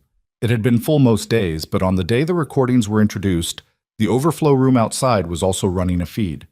Journalists, financial analysts, representatives from institutional investor groups, and a significant number of people who had worked for Blackwell Capital and had the time and the need to come. Victor sat at the defense table in a charcoal suit and listened to his own voice come out of the courtroom speakers. The first recording was the conversation with Gregor Holt. Victor's voice was recognizable.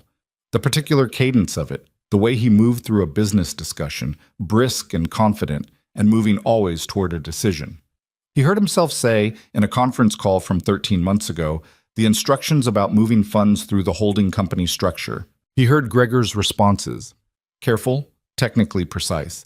The voice of a man who had been doing this for a long time and knew exactly what each word was committing him to. He looked at his hands on the table. The second recording was the conversation with Lauren about the asset reclassification. Lauren was not in the courtroom. Her cooperation agreement had included provisions about her attendance. Victor listened to her voice, younger sounding somehow on tape than in real life, asking the question she'd asked. He remembered that conversation. He remembered thinking at the time that Lauren was being overly cautious about the terminology. He had explained it to her in terms that, he had believed, would satisfy her concerns. He heard himself explaining it now, in the courtroom, through speakers that made his voice sound slightly different than he heard it in his own head. The third recording was the one that did the most damage. It was the conversation in which he said, directly and without ambiguity, the words about redirecting blame to the operations department.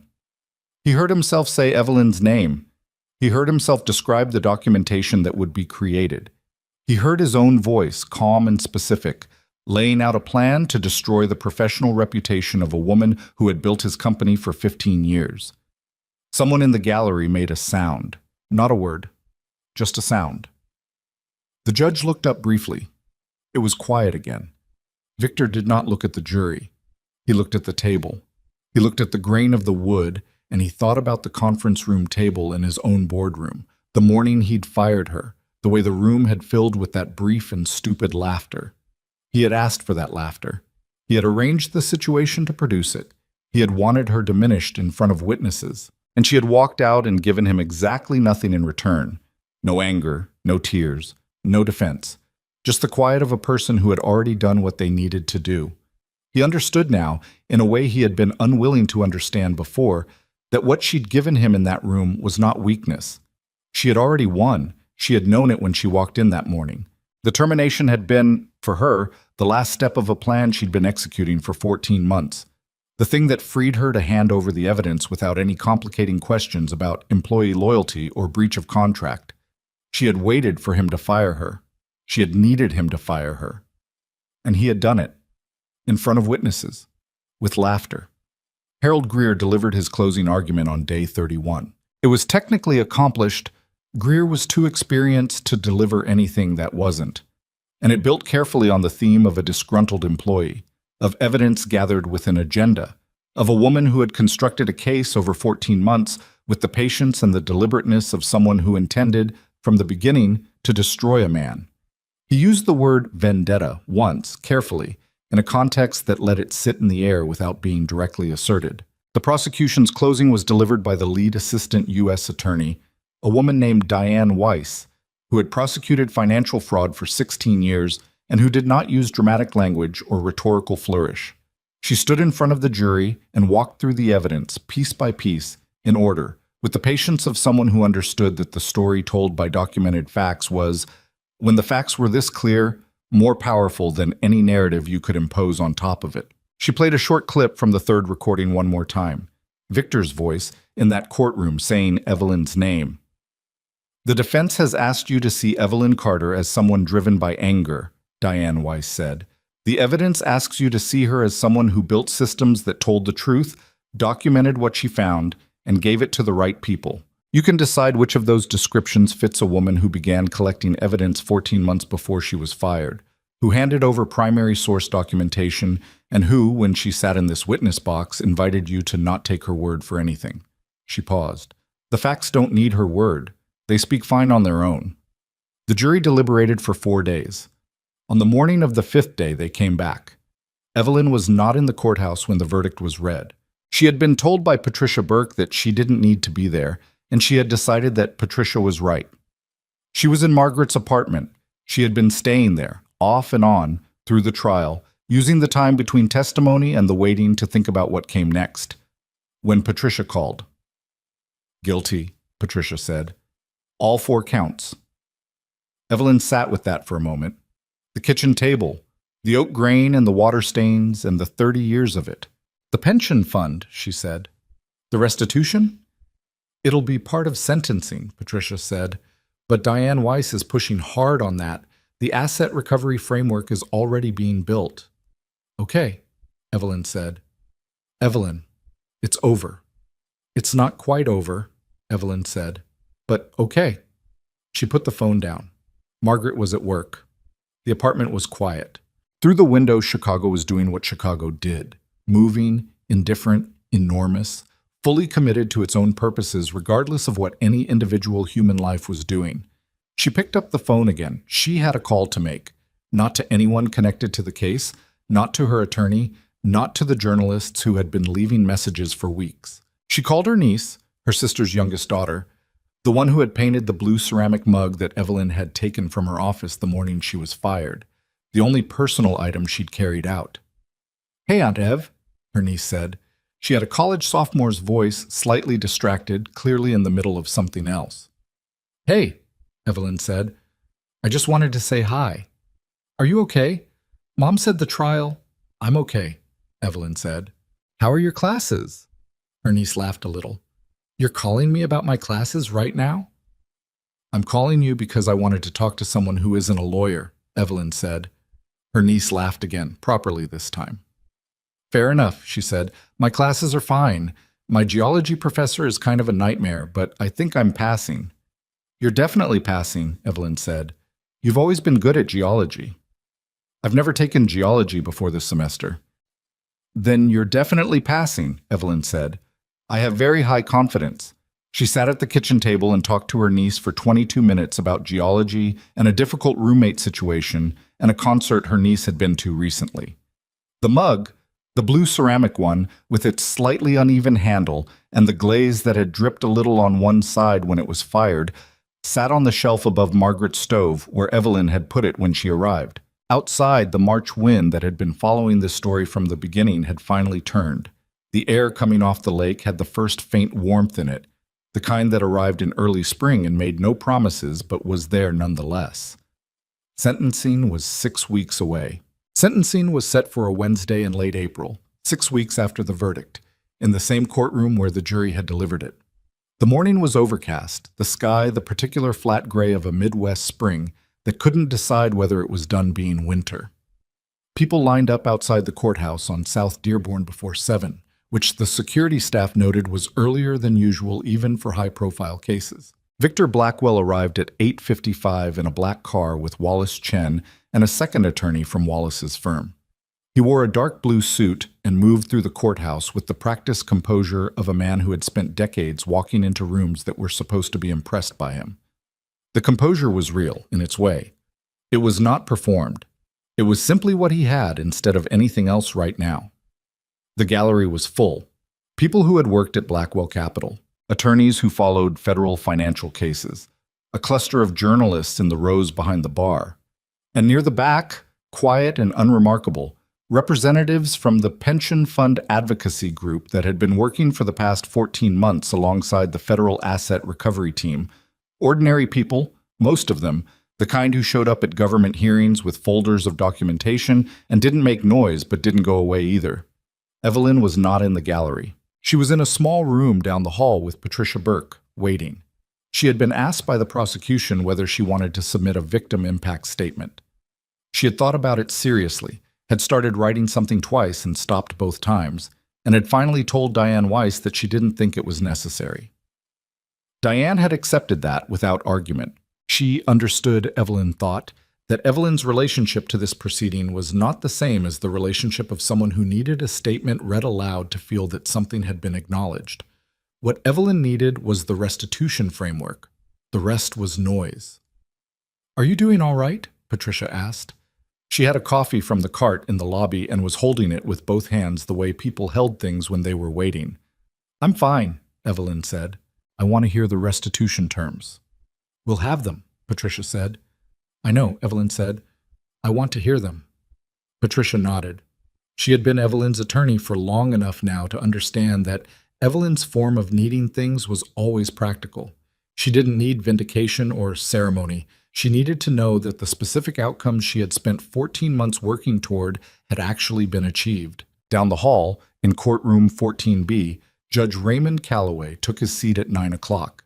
Judge Calloway was 67, a former federal prosecutor himself, appointed to the bench 21 years ago. He had the face of a man who had heard every version of every argument available to human beings and had arrived at a state of patient, exacting clarity about which ones held up. He ran his courtroom with the minimum of theater and a maximum of precision, which was why cases assigned to him tended to move efficiently and why attorneys on both sides of the bar generally preferred him to the alternatives. He looked at the courtroom for a moment before speaking. He looked at Victor Blackwell at the defense table. He looked at the gallery. "We're here this morning for sentencing in the matter of United States versus Victor Allen Blackwell," he said. "Before we proceed to sentence, I'll hear from counsel and from the defendant if he chooses to speak." Harold Greer went first. He had been preparing this argument for 6 weeks, and it was, as everything Greer did was, well constructed. He spoke about Victor's history of legitimate business success prior to the conduct at issue, about the employment and economic activity Blackwell Capital had generated over its history, about mitigating factors in the nature of the offense. He spoke carefully, and he did not overreach, because overreaching in front of Judge Calloway was the kind of mistake that cost you more than it gained. Diane Weiss spoke for the government. She was brief. She outlined the scope of the fraud, the amount, the duration, the number of people affected. She spoke specifically about the pension fund. She put a number on it: $41,300,000 drawn from the retirement savings of people who had worked for Blackwell Capital and its portfolio companies and who had trusted that the money withheld from their paychecks for that purpose was actually there, accumulating, waiting for them. "The guidelines recommend a sentence of between 18 and 22 years, she said. "The government recommends the higher end of that range in consideration of the scope of the conduct, the duration of the fraud, the deliberate steps taken to obstruct its discovery, and the specific impact on pension fund beneficiaries who are in many cases elderly and have limited ability to recover financially from losses of this magnitude." She sat down. Judge Calloway looked at the defense table. "Mr. Blackwell, you've elected to speak." Victor stood. He had written something and then not used it, had stood in his kitchen at 6 in the morning holding 3 handwritten pages and decided, for reasons he couldn't have fully articulated, to put them in a drawer. He had told Wallace he was going to speak without notes, and Wallace had given him a look that communicated professional concern without direct objection, because at this point Victor Blackwell was going to do what Victor Blackwell was going to do. "I understand what I did," Victor said. He looked at the judge. "I'm not going to describe it as a mistake in judgment. It was a series of decisions. Some of them I made because I was afraid of a bad quarter, and I told myself the ends justified the means. Some of them I made because I got used to a way of operating that I should have stopped." He paused. "I'm not here asking for sympathy. I know what the appropriate outcome of this proceeding is. He stopped. The courtroom was quiet. He could hear from outside the faint sound of traffic on South Dearborn. "The people who worked for this company," he said. "The pension fund. That's the part I find it difficult to think about clearly." He was not performing this. His voice had a roughness in it that wasn't theatrical. "I told myself those were abstractions. Numbers. Reserve accounts. I told myself the business needed what the business needed. And that was the worst of it. Not the crime itself, but the mechanism of thinking that made it possible. Making the people into abstractions." He stood there for another moment. Then he sat down. Wallace had told him afterward that it was the best thing he could have said under the circumstances, which was not praise for the sentiment, but a professional assessment of impact. Victor had not asked for that assessment. Judge Calloway reviewed his notes. He did not rush. That was one of the things about Calloway. He didn't perform deliberation, but he actually deliberated, which was a different thing. "Mr. Blackwell," he said, "I've reviewed the presentencing report, the government's recommendation, the defense submissions, and the victim impact statements provided by the pension fund beneficiary group." He looked up. What occurred here was not a momentary lapse. It was a sustained, systematic course of conduct over more than 2 years that exposed thousands of people to financial harm. People who were not in the room when decisions were made, who were not party to the conversations recorded in this evidence, who simply went to work and trusted that the institutions responsible for safeguarding their retirement were doing so honestly. He paused. "The defendant's statement this morning is noted. It does not alter the nature or scope of the offense, but it is acknowledged." He looked at Victor directly. "Victor Allen Blackwell, on count 1, wire fraud, I sentence you to 14 years in federal prison. On count 2, securities fraud, I sentence you to 12 years to run concurrently. On count 3, pension fund misappropriation, I sentence you to 8 years to run consecutively to count 1. On count 4, obstruction of regulatory process, I sentence you to 5 years to run concurrently." He set down his pen. "Total term, 22 years. You're ordered to make full restitution to the pension fund beneficiaries in the amount of $41,300,000 to be drawn from identified and recovered assets. A restitution administrator will be appointed by this court to manage the distribution process. You are to report to federal custody within 30 days. He looked at the courtroom one more time.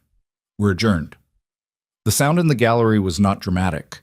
It was the sound of people exhaling, of chairs shifting, of the particular quality of air in a room where something has concluded. Victor sat for a moment before Wallace touched his arm. Then he stood and let himself be guided through the process of what came next. The procedural steps that followed a sentencing, the quiet and inevitable machinery of it. He shook Wallace's hand. He signed some forms. He walked out of the courtroom and down the hall and into the elevator and out through the lobby into the flat gray April morning. He stood on the courthouse steps for a moment. His driver was at the curb. The city moved around him. He thought about something his father had said to him a long time ago, when Victor was still young enough that his father's opinions felt like the law of the world. The thing about reputation is that you only get one. You can build it up your whole life and spend it in an afternoon. He hadn't thought about that in years. He thought about it now. He got in the car. Patricia Burke found Evelyn in the small room down the hall, still with her folder open on the table in front of her, and said, 22 years, full restitution, $41.3 million for the pension fund. Evelyn looked at her. "They're appointing a restitution administrator," Patricia said. "Diane Weiss is going to push for the distribution to begin within 60 days. Evelyn closed the folder. She set both hands flat on the table. 41.3, she said. The full amount, every penny. She sat with that for a moment. $41 million that had belonged to people who had worked morning shifts and overtime and decades of regular Tuesday afternoons, who had watched a portion of every paycheck disappear into an account they trusted, who had planned their retirements around numbers that had been quietly hollowing out beneath them without their knowledge. "Okay," she said. "Evelyn." Patricia sat down across from her. "I want to say something." "Sure." "What you did, collecting that evidence over 14 months, doing it carefully enough that none of it could be challenged, handing it over in a way that gave investigators what they needed to build a case this solid. That restitution happens because of that." Those $41 million go back to those people because of the work you did. I want you to know that I know that, and I think you should know it too." Evelyn looked at her. Patricia was not given to speeches. That was one of the reasons Evelyn liked her. "Thank you," Evelyn said. "Really?" "Okay," Patricia said. "I have 3 more calls to make. Can I buy you lunch after?" "Yes," Evelyn said. "Somewhere that doesn't have a television." The restitution process took 3 months to begin its first distributions and another 8 to complete them. It was unglamorous work, spreadsheets and claims forms and verification processes, and a call center that handled the questions of people who had received letters and weren't sure the letters were real. The restitution administrator, a former federal magistrate named Howard Garland, who did this kind of work with the energy of someone who found genuine satisfaction in it, ran the process with a thoroughness that Evelyn respected. She was not officially part of the restitution process. She had no formal role. But she had made herself available to Garland's team when they had technical questions about the financial records she'd preserved, and she had answered every one of those questions. She heard, through Patricia, about some of the beneficiaries.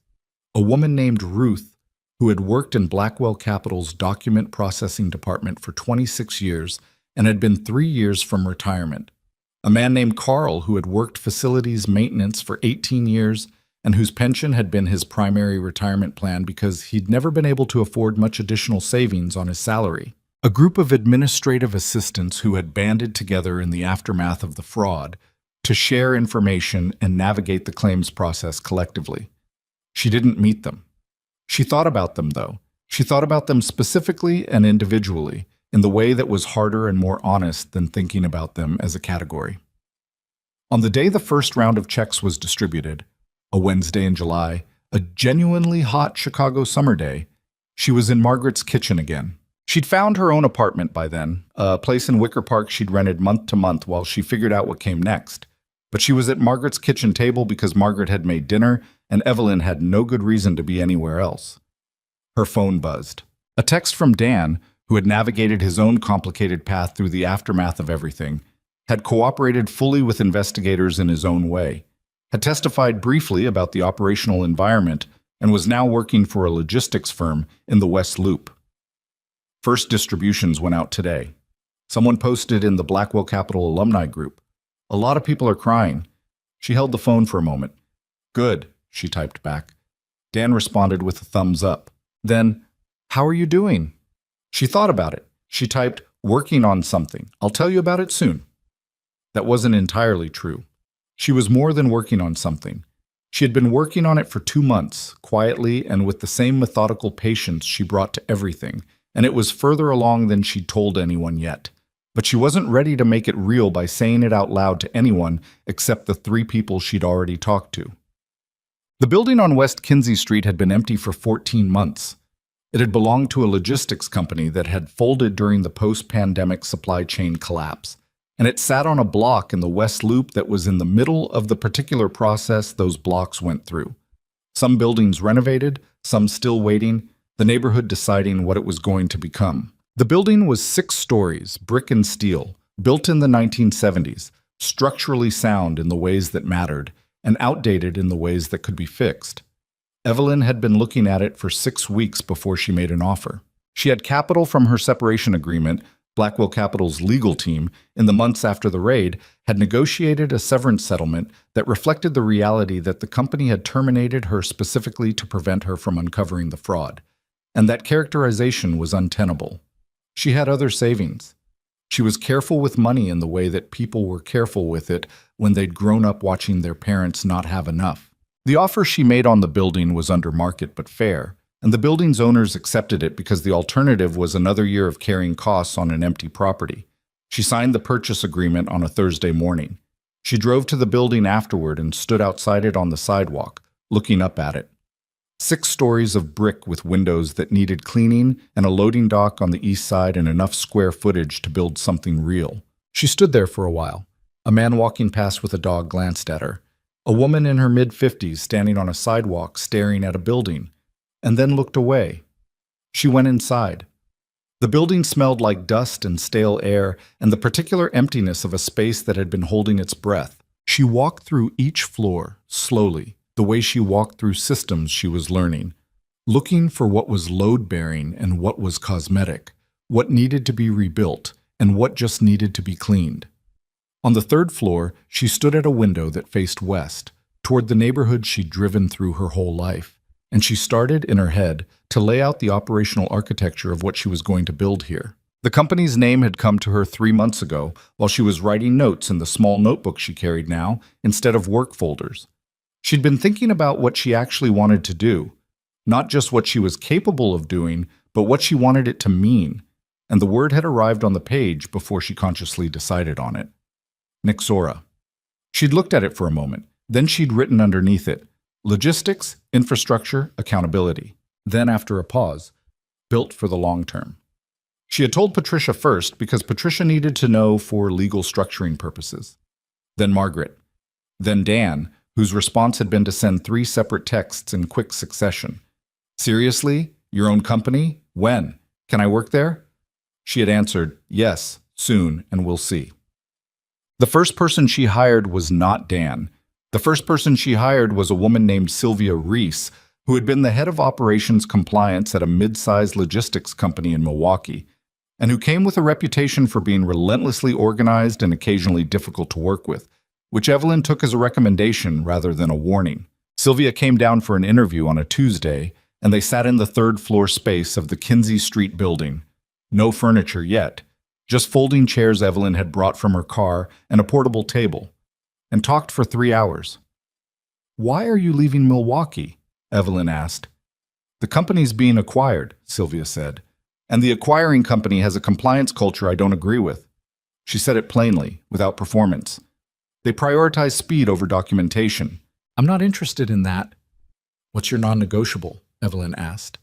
Sylvia looked at her. She was 53, with reading glasses pushed up on her head, and a directness that Evelyn found comfortable. "Full access to the documentation systems. I don't want to find out about problems from outside. I want to be in the room where they originate." "That's the design," Evelyn said. "Is that what you said at the last place?" Sylvia asked. Evelyn looked at her steadily.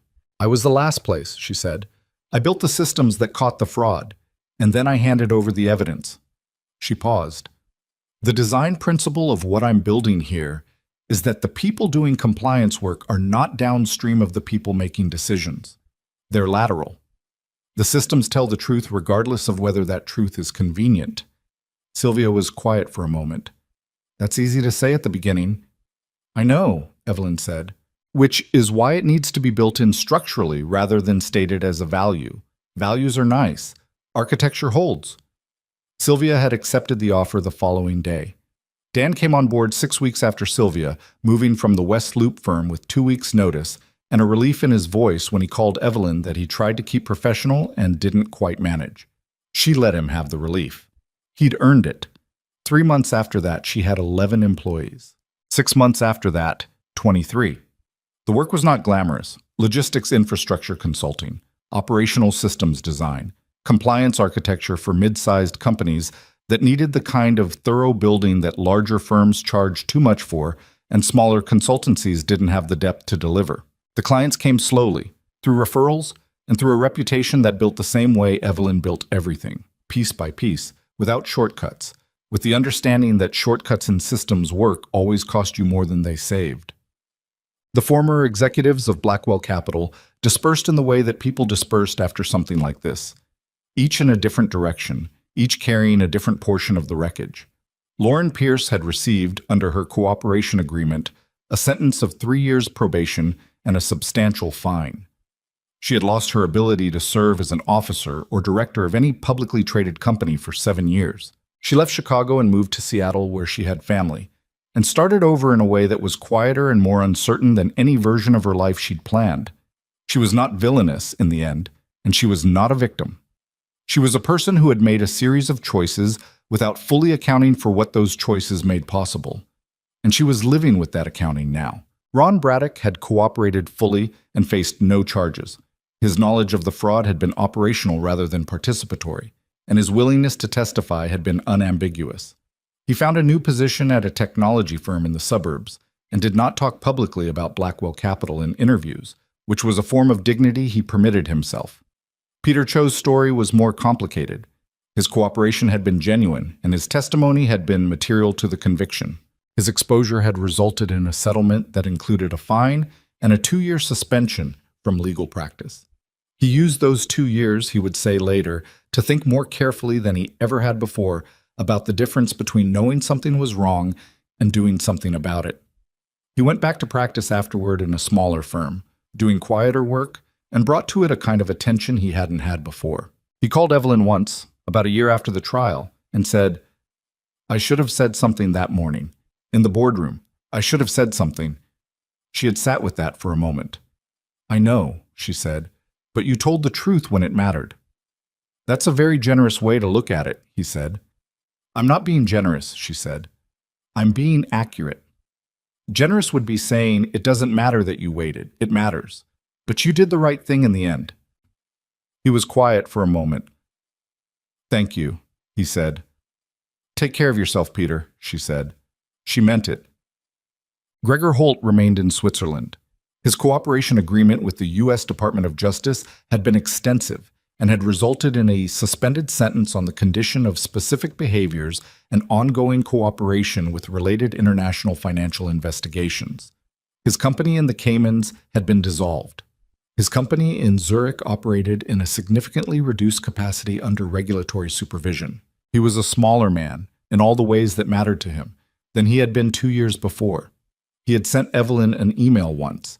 She had no idea how he'd gotten her address, and she'd chosen not to find out. That said, in its entirety, "What you built was very good." I know that is an odd thing to say. It is true. She had read it twice and then moved it to a folder and not responded. Victor Blackwell reported to federal custody on a Tuesday in late May, 31 days after sentencing, in the manner required by his bail conditions. Wallace Chen accompanied him to the reporting location, a federal processing facility outside Chicago, and shook his hand when they arrived and said the things attorneys said in those moments: professional, human, finite. Victor had put the Lincoln Park house on the market the week before. The sale would go toward restitution. The car, various financial accounts that hadn't been frozen at the time of the asset recovery. All of it moving through the restitution framework, piece by piece, into the fund that was working its way back to the people it had come from. He had one call he'd wanted to make before he reported, and he had talked himself out of it 4 times over the previous week.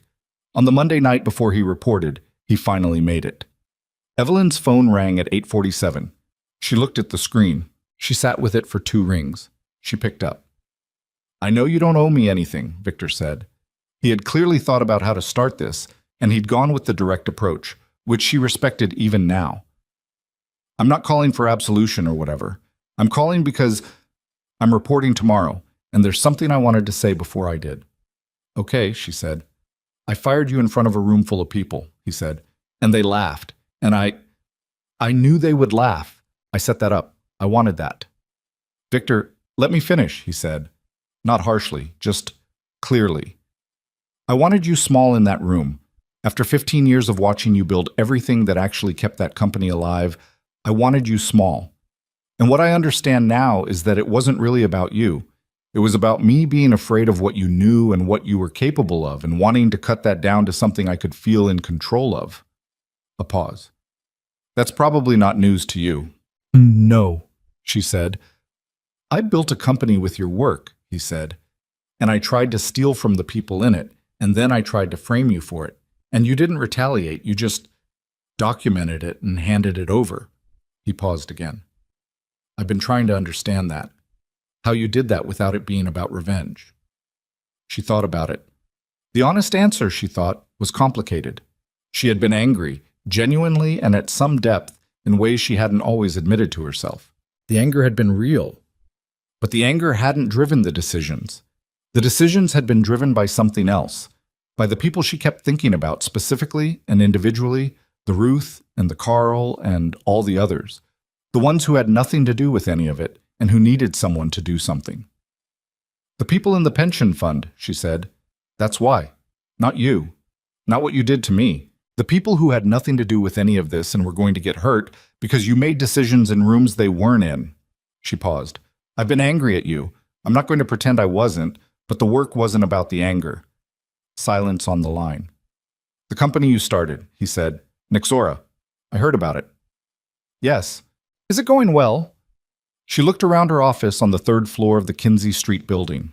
Real furniture now, real systems, a whiteboard covered in operational diagrams, the blue ceramic mug on the corner of her desk. It's going, she said. Good, he said.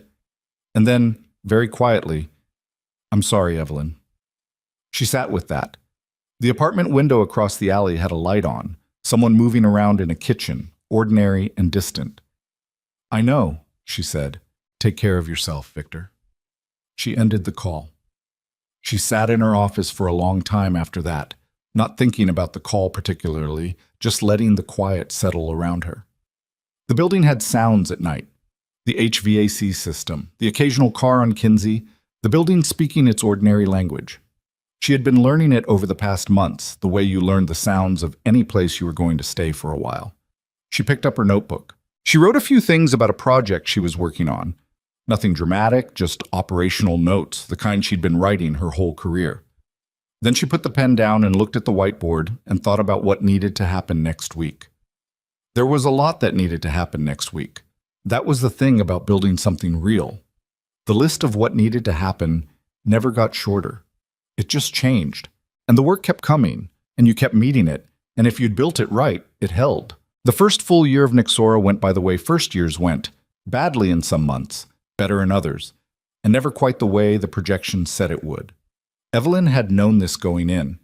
She had built enough systems in her life to understand that the gap between the plan and the reality was not a sign of failure. It was just the nature of building things. Plans were models.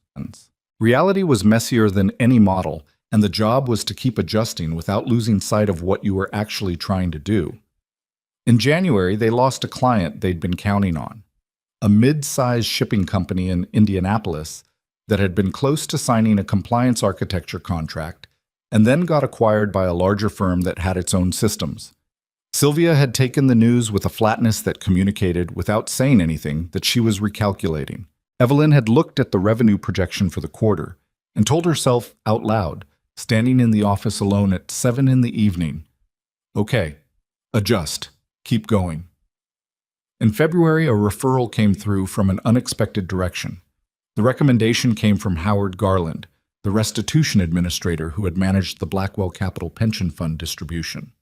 Garland knew, through the work of the past year, how carefully Evelyn built things. He had referred her to the board of a regional logistics nonprofit that was rebuilding its operational infrastructure after a governance failure that had cost it 2 major city contracts. Evelyn met with them on a Tuesday afternoon.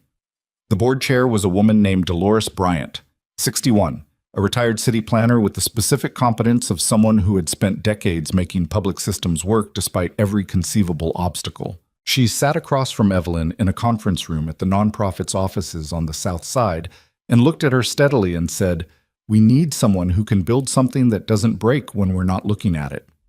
"That's what we do," Evelyn said. "I've heard that before," Dolores said, "from people who meant it and people who didn't." "What do you need to see to believe it?" Evelyn asked. Dolores looked at her for a moment. "Show me how the system handles a bad month," she said. "Not a good one. Anyone can show me what works when everything's fine. Show me the failure points and what happens when they're triggered." It was, Evelyn thought, the best question anyone had asked her since she started this company. It was the question she would have asked.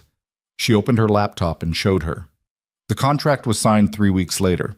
It was not large by any measure that would have mattered at Blackwell Capital, but it was real, and it was built on exactly the terms Evelyn had built the company to operate on. And it led, because that was how referrals actually worked, slowly and through trust, to 2 more contracts within 6 months, both from organizations in the city's infrastructure network that Dolores Bryant knew and had spoken to. Dan settled into his role with the particular relief of a person who had been operating in the wrong environment for too long and had finally found one that fit. He was Nixora's head of client operations, which meant he managed the day-to-day relationship work that Evelyn was constitutionally less patient with. The check-in calls, the status updates, the communication that kept clients feeling informed and cared for, even when the underlying work was going exactly as planned. and there was nothing dramatic to report. He was good at it. He had always been good at it, which Evelyn had known and which his years at Blackwell Capital had not fully let him demonstrate, because the culture there had valued a certain kind of aggressive performance over the quieter competencies that actually kept things running. 6 months in, he came to Evelyn's office on a Thursday morning and closed the door, which he only did when something was on his mind. "What?" she said. He sat down. He had his phone in his hand. "There's a thing on LinkedIn," he said, "about the Blackwell Capital alumni. Someone started a group, and there are a lot of people in it. People from operations, from compliance, from the support teams. Some of them are doing okay, some of them are still trying to figure out where to land." She looked at him. "I'm not suggesting anything specific," he said. I thought you should know." She considered that for a moment. Nexora had 23 employees now. It had a budget. It did not have unlimited capacity to absorb people out of loyalty. She was not in the business of building monuments to the past. "Send me the group link," she said. She spent an hour that evening looking through it.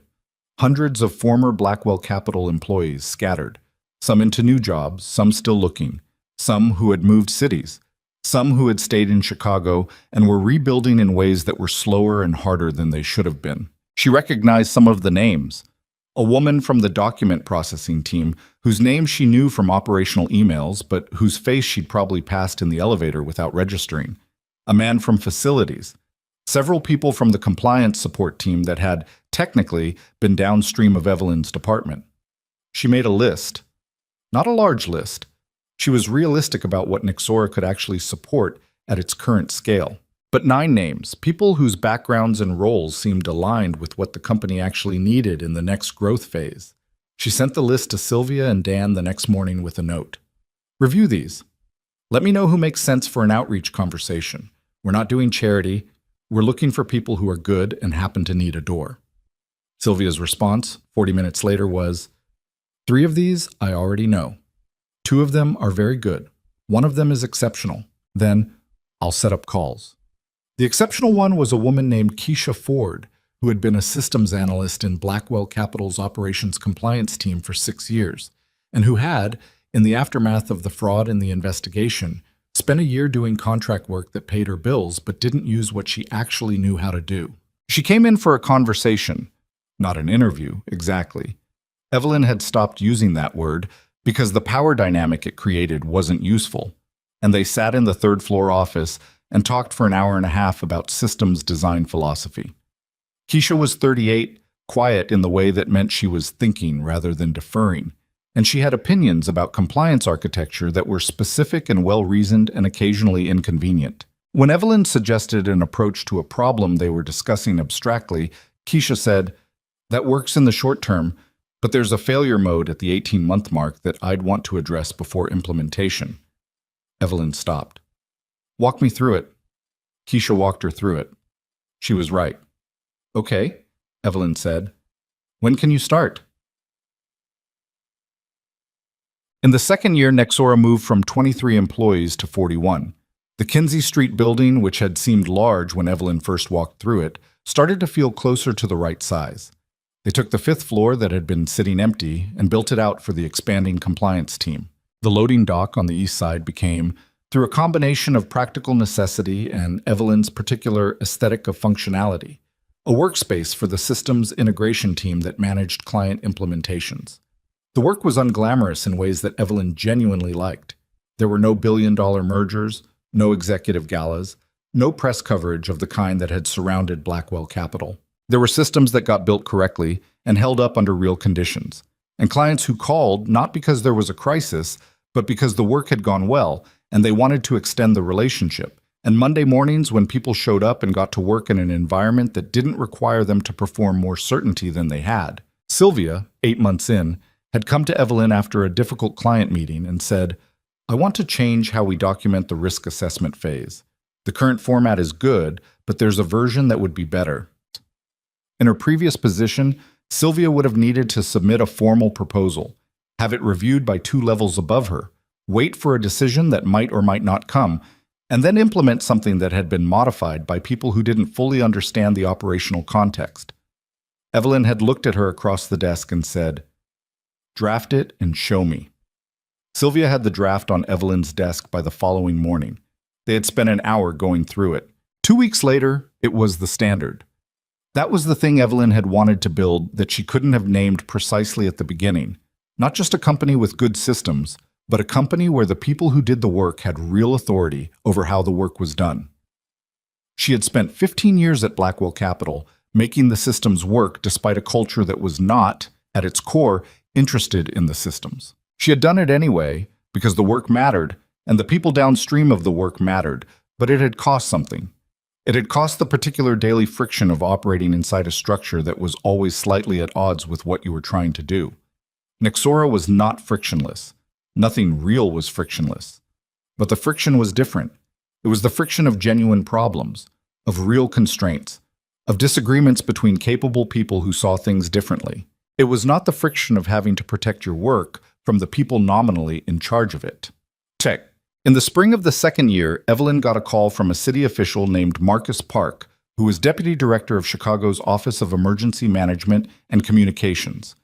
He had been referred by Dolores Bryant, who seemed to have decided that Evelyn was someone she was going to recommend to every competent person she knew. "We have a situation," Park said on the phone. He had a city official's directness. Not rude, just efficient. "Our logistics coordination system for emergency response failed during the February snowstorm. Not catastrophically, but badly enough that we missed a 6-hour window on supply distribution in 3 neighborhoods on the south side. 6 hours in a winter emergency is significant." "Yes," Evelyn said. "It is. I need someone to come in and look at the architecture, figure out where it failed and why, and build something that doesn't have that failure mode." "What's your timeline?" she asked.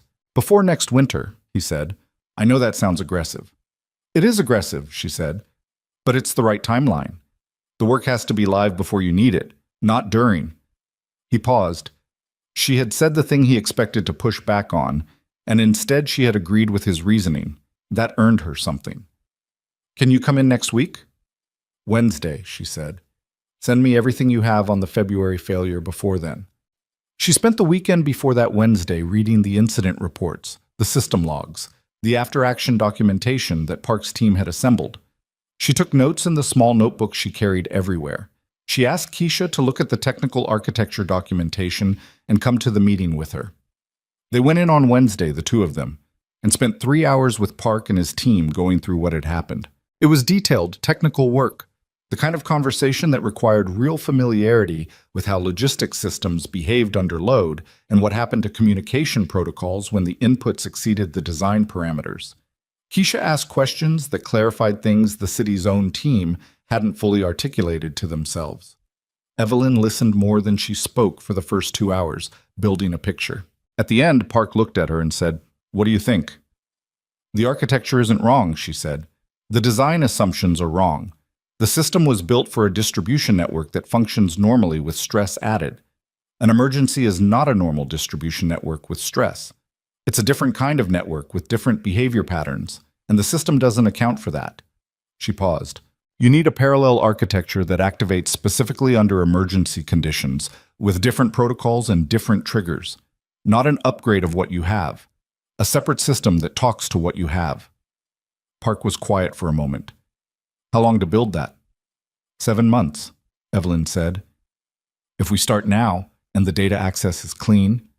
"And the cost?" She named a number. It was not a small number. It was an accurate number, which was a different thing. Park looked at his deputy. His deputy looked at her spreadsheet. "That's within the range we discussed," she said. 7 months, Park said. He looked at Evelyn. "What do you need from us to start?" "Full access to the incident data and the current system architecture," she said. "A point of contact on your team who has actual authority and actual availability. And the understanding that if I find something that needs to change beyond what we've scoped today, I'll tell you directly." "That's an unusual thing to put in the agreement," he said. "It's the most important thing in the agreement," she said. He held her gaze for a moment. "Agreed," he said. The city project was the largest thing Nexora had taken on, and it was also the most visible, which brought with it a category of attention Evelyn had been deliberately avoiding. A reporter from the Tribune wrote a piece about the contract, framed inevitably around the Blackwell Capital story, the fired COO who had exposed the fraud and then started her own company and was now rebuilding the city's emergency logistics. The piece was accurate as far as it went, and it used a photograph that someone had taken without her permission at a public event, which was legal and irritating in equal measure. She declined 3 follow-up interview requests. She did eventually agree to speak with a woman named Rachel Torres, who wrote about business and leadership for a publication aimed at professional women in their 40s and 50s. The request had come with a note from Rachel that was direct enough to be interesting. "I'm not interested in the revenge narrative. I'm interested in what you actually built and how you built it." Those are different stories. They met at a coffee shop in the West Loop, not far from the Kinsey Street building. Rachel was 46, with a recorder she set on the table between them and a notebook she barely used. She was a good interviewer in the specific sense that she asked real questions and then actually listened to the answers instead of waiting to ask the next question. "The thing I keep reading about you," Rachel said, "is the patience. That you collected evidence for 14 months before anything happened. That you built the systems that eventually caught the fraud years before the fraud even started. That you waited." She tilted her head. "Is that accurate? The patience?" Evelyn thought about it honestly.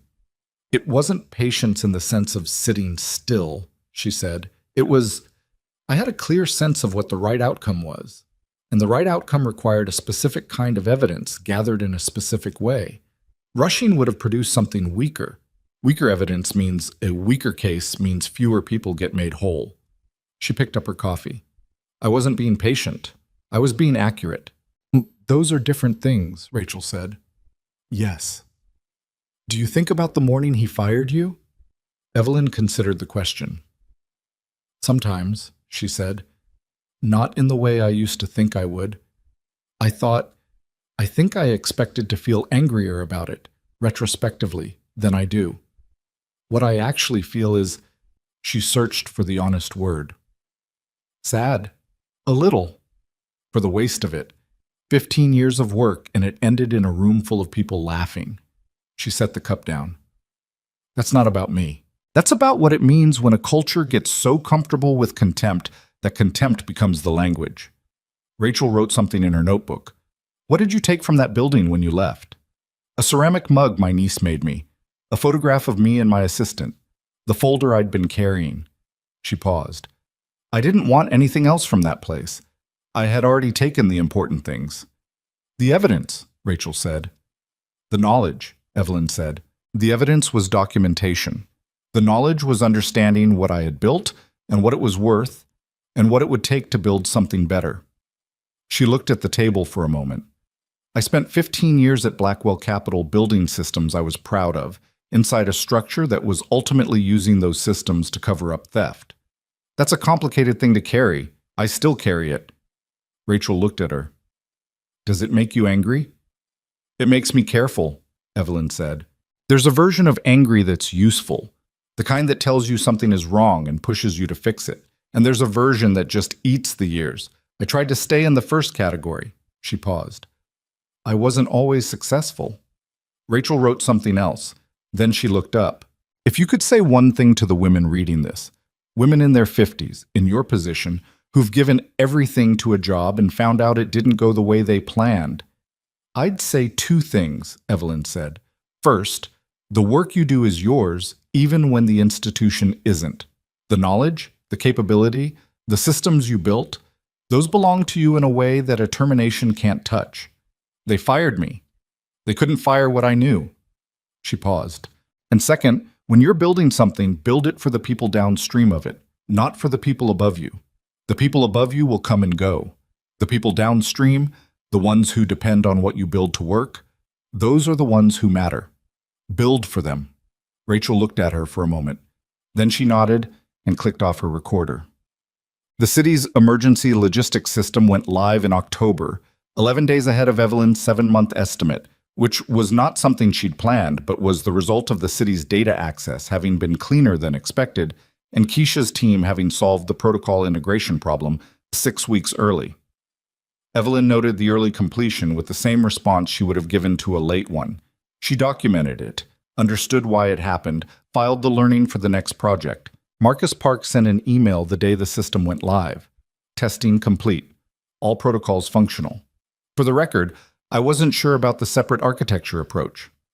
I am now. Then, below that, a single line that was clearly not from his official communications voice. Thank you for not letting us underscope this. She saved that email. She didn't do that often. The winter that followed was harder than average. 2 significant snowstorms and a cold snap in January that pushed the emergency response system through conditions that were close to the design parameters. The system held. The 6-hour gap that had happened in February the previous year did not reappear. Supply distribution reached the 3 Southside neighborhoods that had been underserved the year before within 2 hours of the storm's peak. She found out about it from Park in a brief text at 11 at night after the January storm. System performed. Southside distribution hit 2-hour target. I'm buying you dinner when things thaw out. She read the text in her apartment in Wicker Park. She had bought the apartment by then, had stopped thinking of herself as temporary in this next version of her life. And she thought about what it meant, specifically and practically. Families who had heat because the distribution system had worked. Elderly people in buildings where the emergency supplies had arrived before the cold became dangerous. Children who had eaten because the logistics chain had held. This was the thing she had tried to explain to Rachel Torres and hadn't quite found the words for in that coffee shop. This was why the work had never been about Victor Blackwell. Not really. Not at its core. It had been about this, about systems that served people who depended on them, about the downstream always, the people who never came to the meetings where decisions were made, but who lived inside the consequences of those decisions. She put her phone down and looked out the window of her apartment. The city was white and quiet under the snow, the way Chicago went quiet in storms. Not fully, never fully, but with a hush that sat over everything like a held breath. She thought about something Margaret had said to her a year and a half ago, at the kitchen table with the oak grain and the water stains. It looks like you've been carrying something very heavy for a long time and you finally put it down. She'd been right, Evelyn thought. Partly right. What Evelyn had put down was the version of the weight that had no purpose. The part that was pure endurance, the grinding of staying in a structure that was slowly eating what she was trying to build, that she had put down. But she hadn't put down the work itself. She had picked it up again differently, with her own hands, in her own building, on her own terms. And that weight, the good kind, the kind that meant you were lifting something real, she carried that still, and she expected she would for a long time. 3 years after Evelyn had walked out of that boardroom, Nixora had 67 employees and offices on the 3rd, 4th, and 5th floors of the Kinsey Street building. The 6th floor was under negotiation. 3 cities, Chicago, Cincinnati, and Indianapolis, were active clients. 2 more were in conversation. A regional hospital network had brought them in to redesign their supply chain logistics after a compliance failure that had cost them 2 regulatory approvals. A utility company in downstate Illinois was 3 months into an infrastructure rebuild. None of it had arrived cleanly. The Cincinnati contract had fallen through twice before it happened. The hospital project had a difficult first 4 months when the scope turned out to be larger than anyone had initially understood. And there had been a week in month 3 where Evelyn had sat at her desk at 10 at night looking at a project log that was not where she needed it to be and felt the specific exhaustion of someone who had bitten off something large. She had called Sylvia, who had been working late in the office 2 floors below, and Sylvia had come up and sat down and they had gone through the project log together until 1 in the morning and found 3 things that needed to change and changed them. The project had come back on track. That was the thing about Sylvia. Evelyn had come to understand. She was not easy to work with in the sense that she never accepted a problem at face value, never let a good enough answer stand if a better one was findable, never softened bad news to protect someone's feelings. She was exactly what she had told Evelyn she was in that first conversation in the empty 3rd floor space, someone who wanted full access to where problems originated, and having someone like that, someone who actually saw the seams in things, turned out to be more valuable than any amount of smooth execution. Keisha had become, in ways Evelyn hadn't fully anticipated, the technical heart of the company. The work she did with clients on systems architecture had a particular quality to it. She could see the failure points that wouldn't appear for 18 months, could anticipate the stresses that only emerged under real conditions, could build in the redundancies that felt unnecessary until they suddenly weren't. The city's emergency logistics system had worked in January partly because of Keisha's insistence during the build phase on a backup protocol that Park's team had considered unnecessary. Evelyn had backed Keisha's insistence. It had been the right call. Dan had, in his third year, begun training 2 junior client managers who had come in from outside, one fresh out of a business program, one a lateral hire from a larger firm. He had not asked Evelyn for permission to do this training. He had just begun doing it, and she had noticed it and said nothing, because what she noticed was that he was doing it exactly right, teaching them not the performance of the role, but the substance of it, the actual thinking required to understand what a client needed before the client had articulated it. One afternoon, she had stopped outside the small conference room where he was walking them through a client scenario and listened through the open door for a minute before continuing on. He was good at this. He had always been good at this. The call that changed the nature of what Nixora was came in May of the third year from a woman named Dr. Sandra Obi, who was the Director of Disaster Response Logistics for a coalition of international development organizations based in Geneva. Sandra had read Rachel Torres's piece. She had then looked up Nixora's public project record. She had then called Howard Garland, the restitution administrator, who had given her a 15-minute description of what Evelyn Carter had built and how and why it worked. Then she had called. "We have a problem that I've been trying to solve for 3 years," Sandra said on the call. She spoke with the efficiency of someone who managed complex operations across multiple continents and had learned to communicate across time zones and language barriers. "We coordinate logistics for emergency response in developing regions. The challenge is not the money, and it's not the people.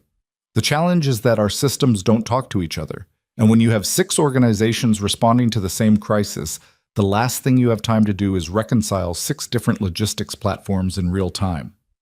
Evelyn was quiet for a moment.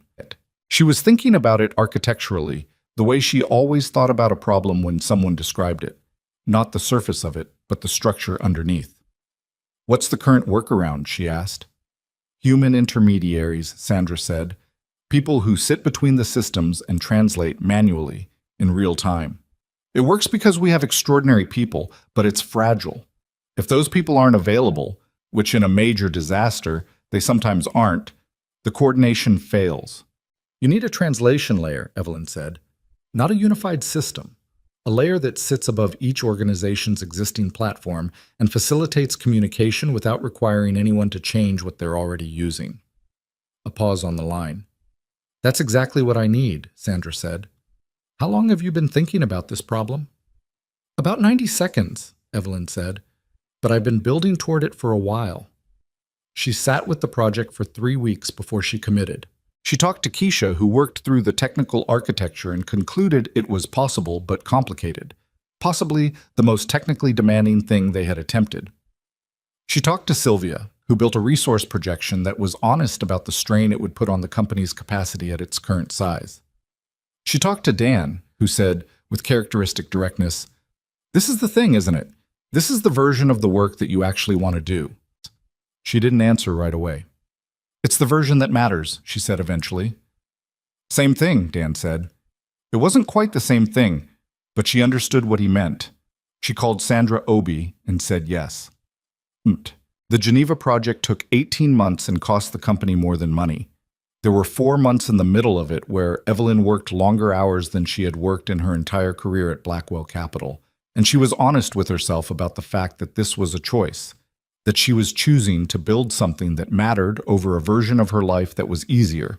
She didn't glamorize the choice. Some nights she drove home from the office at 9 o'clock feeling like she'd been taken apart and reassembled incorrectly, and she'd sit in her apartment and eat whatever was in the refrigerator and go to bed without doing the things she'd told herself she was going to do that evening. But she also knew on those nights what she was working toward. She had spent 15 years working hard without being able to fully answer that question. She could answer it now. The translation layer system, which Sandra's coalition called in their organizational materials the Nixora Bridge, went into pilot testing in month 17 and full deployment in month 18. The first real-world activation happened during a flooding emergency in a region of West Africa where 3 of Sandra's coalition organizations were simultaneously responding. Sandra sent an update the evening of day 2 of the response. The system coordinated supply routing across 3 platforms in real time. No manual intermediaries required. We redirected 2 supply convoys based on system-generated recommendations, and both reached target areas before window closed. This is working. Evelyn read the update in her office. It was late. Everyone else had gone home. The building was quiet in the way it got after 7, that specific after-hours silence of a working space that had genuinely worked that day. She thought about something she had not let herself think about in a long time. The morning she had driven to the building on South Walker for the last time. Space 47 in the parking garage. The ceramic mug on the passenger seat. The folder open to a merger timeline she would never finish. She had driven away from that building not knowing what came next, with the specific unmoored quality of having made an irreversible decision and being fully inside the space between what was and what might be.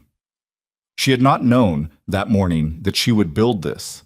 She had known that morning that she would build something, that the work she knew how to do.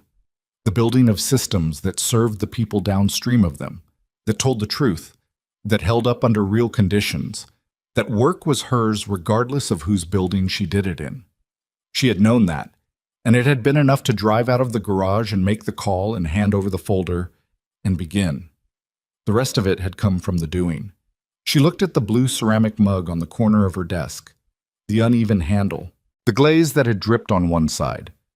3 years of coffee and work and difficult conversations and late nights and small victories and 1 or 2 significant ones. She was 58 years old. She had built 3 companies worth of understanding in 15 years working for someone else, and she was 3 years into building something that was entirely her own.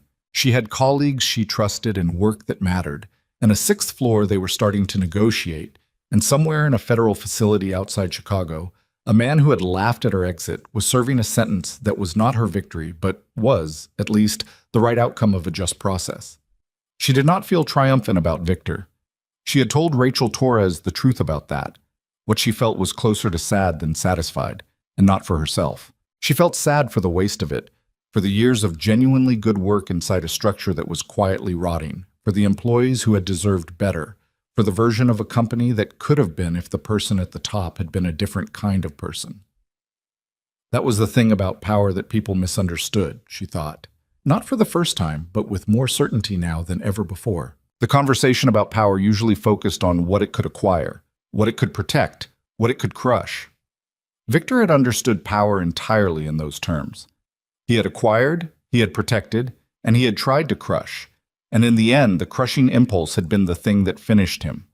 He had looked at someone building the foundation his company stood on and decided to treat her as small, and the smallness had been entirely his. Real power, the durable kind, the kind that actually moved things in the world, came from being someone people genuinely trusted, not feared, not depended on through lack of options. Trusted. The kind of trust you built by doing what you said you would do, by building things that worked when you weren't watching, by caring about the outcome more than the credit. She had built that, over 15 years at a company that would never fully acknowledge it, and the trust had transferred with her when she left. Her clients trusted her because she had demonstrated, specifically and repeatedly, that the systems she built told the truth and held up under real conditions. Her employees trusted her because she had structured the company so that their knowledge and judgment actually influenced decisions.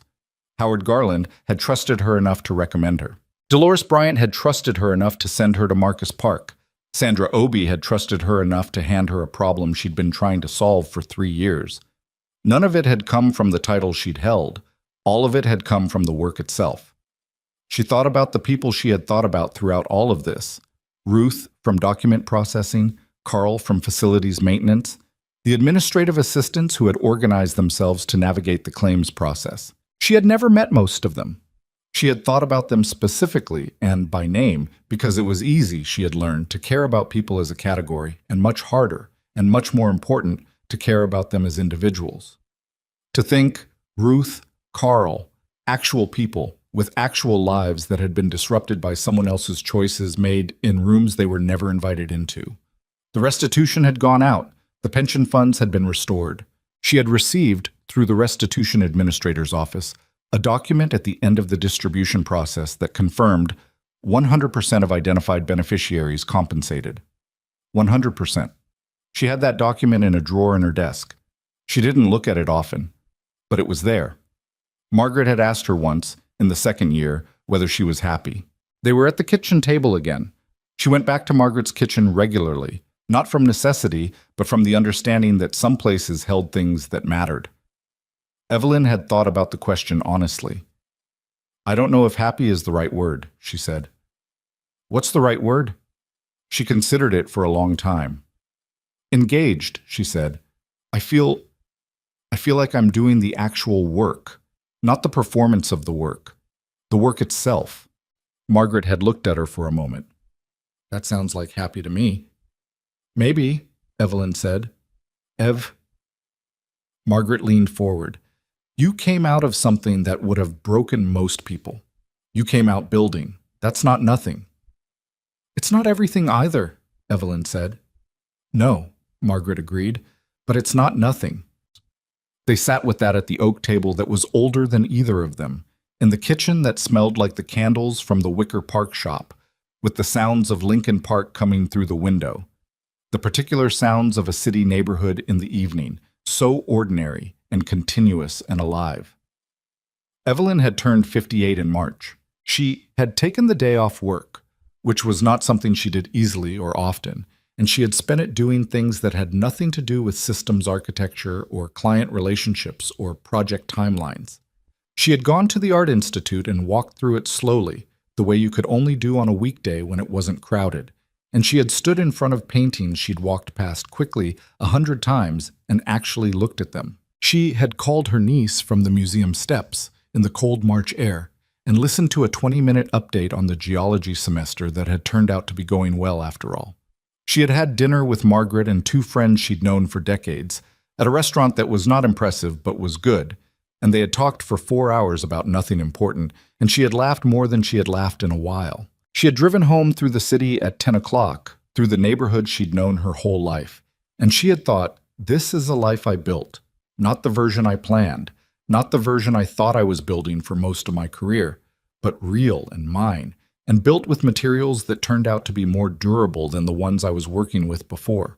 Now, in the quiet of her third-floor office, with the Geneva message on her screen and the city dark outside, she picked up her notebook and wrote a few things about what needed to happen with the next phase of the bridge project. She wrote a note to herself about a conversation she needed to have with Keisha about the Indianapolis contract. She wrote a reminder about a call with Dolores Bryant the following week. Then she closed the notebook. She put on her coat. She turned off her lamp. The building went quiet behind her as she took the elevator down and walked out through the lobby into the May night. The air was warm, genuinely warm now, not the uncertain warmth of early spring, but the real thing, the warmth that said Chicago had finally committed to the season. She walked the 2 blocks to where she'd parked and stood for a moment by her car, not getting in yet, just standing in the evening. Somewhere in a federal facility outside Chicago, a man who had once stood at the head of a long mahogany table and said "you're done" was 3 years into a 22-year sentence, older than he'd expected to be in a situation like this, in a life he had not planned for himself. She didn't think about him often. When she did, it was not with the satisfaction she'd once imagined she might feel. It was with the quieter understanding that justice was not the same thing as closure, and that closure was not something anyone handed you from outside. You built it the same way you built everything else, piece by piece, from the inside out, with materials that were honest about what they were. She had built it. She was still building it. She got in the car. She drove home through the lit streets of Chicago, the city moving around her the way it always moved, enormous and indifferent and full of people living their lives inside the consequences of other people's decisions, trying their best, making do, occasionally building something that lasted. She was one of those people. She had always been one of those people. The difference now was that the building she was doing was her own. That, she thought, was enough. Not perfect, not finished, but enough and real, and worth every single thing it had cost her to get here.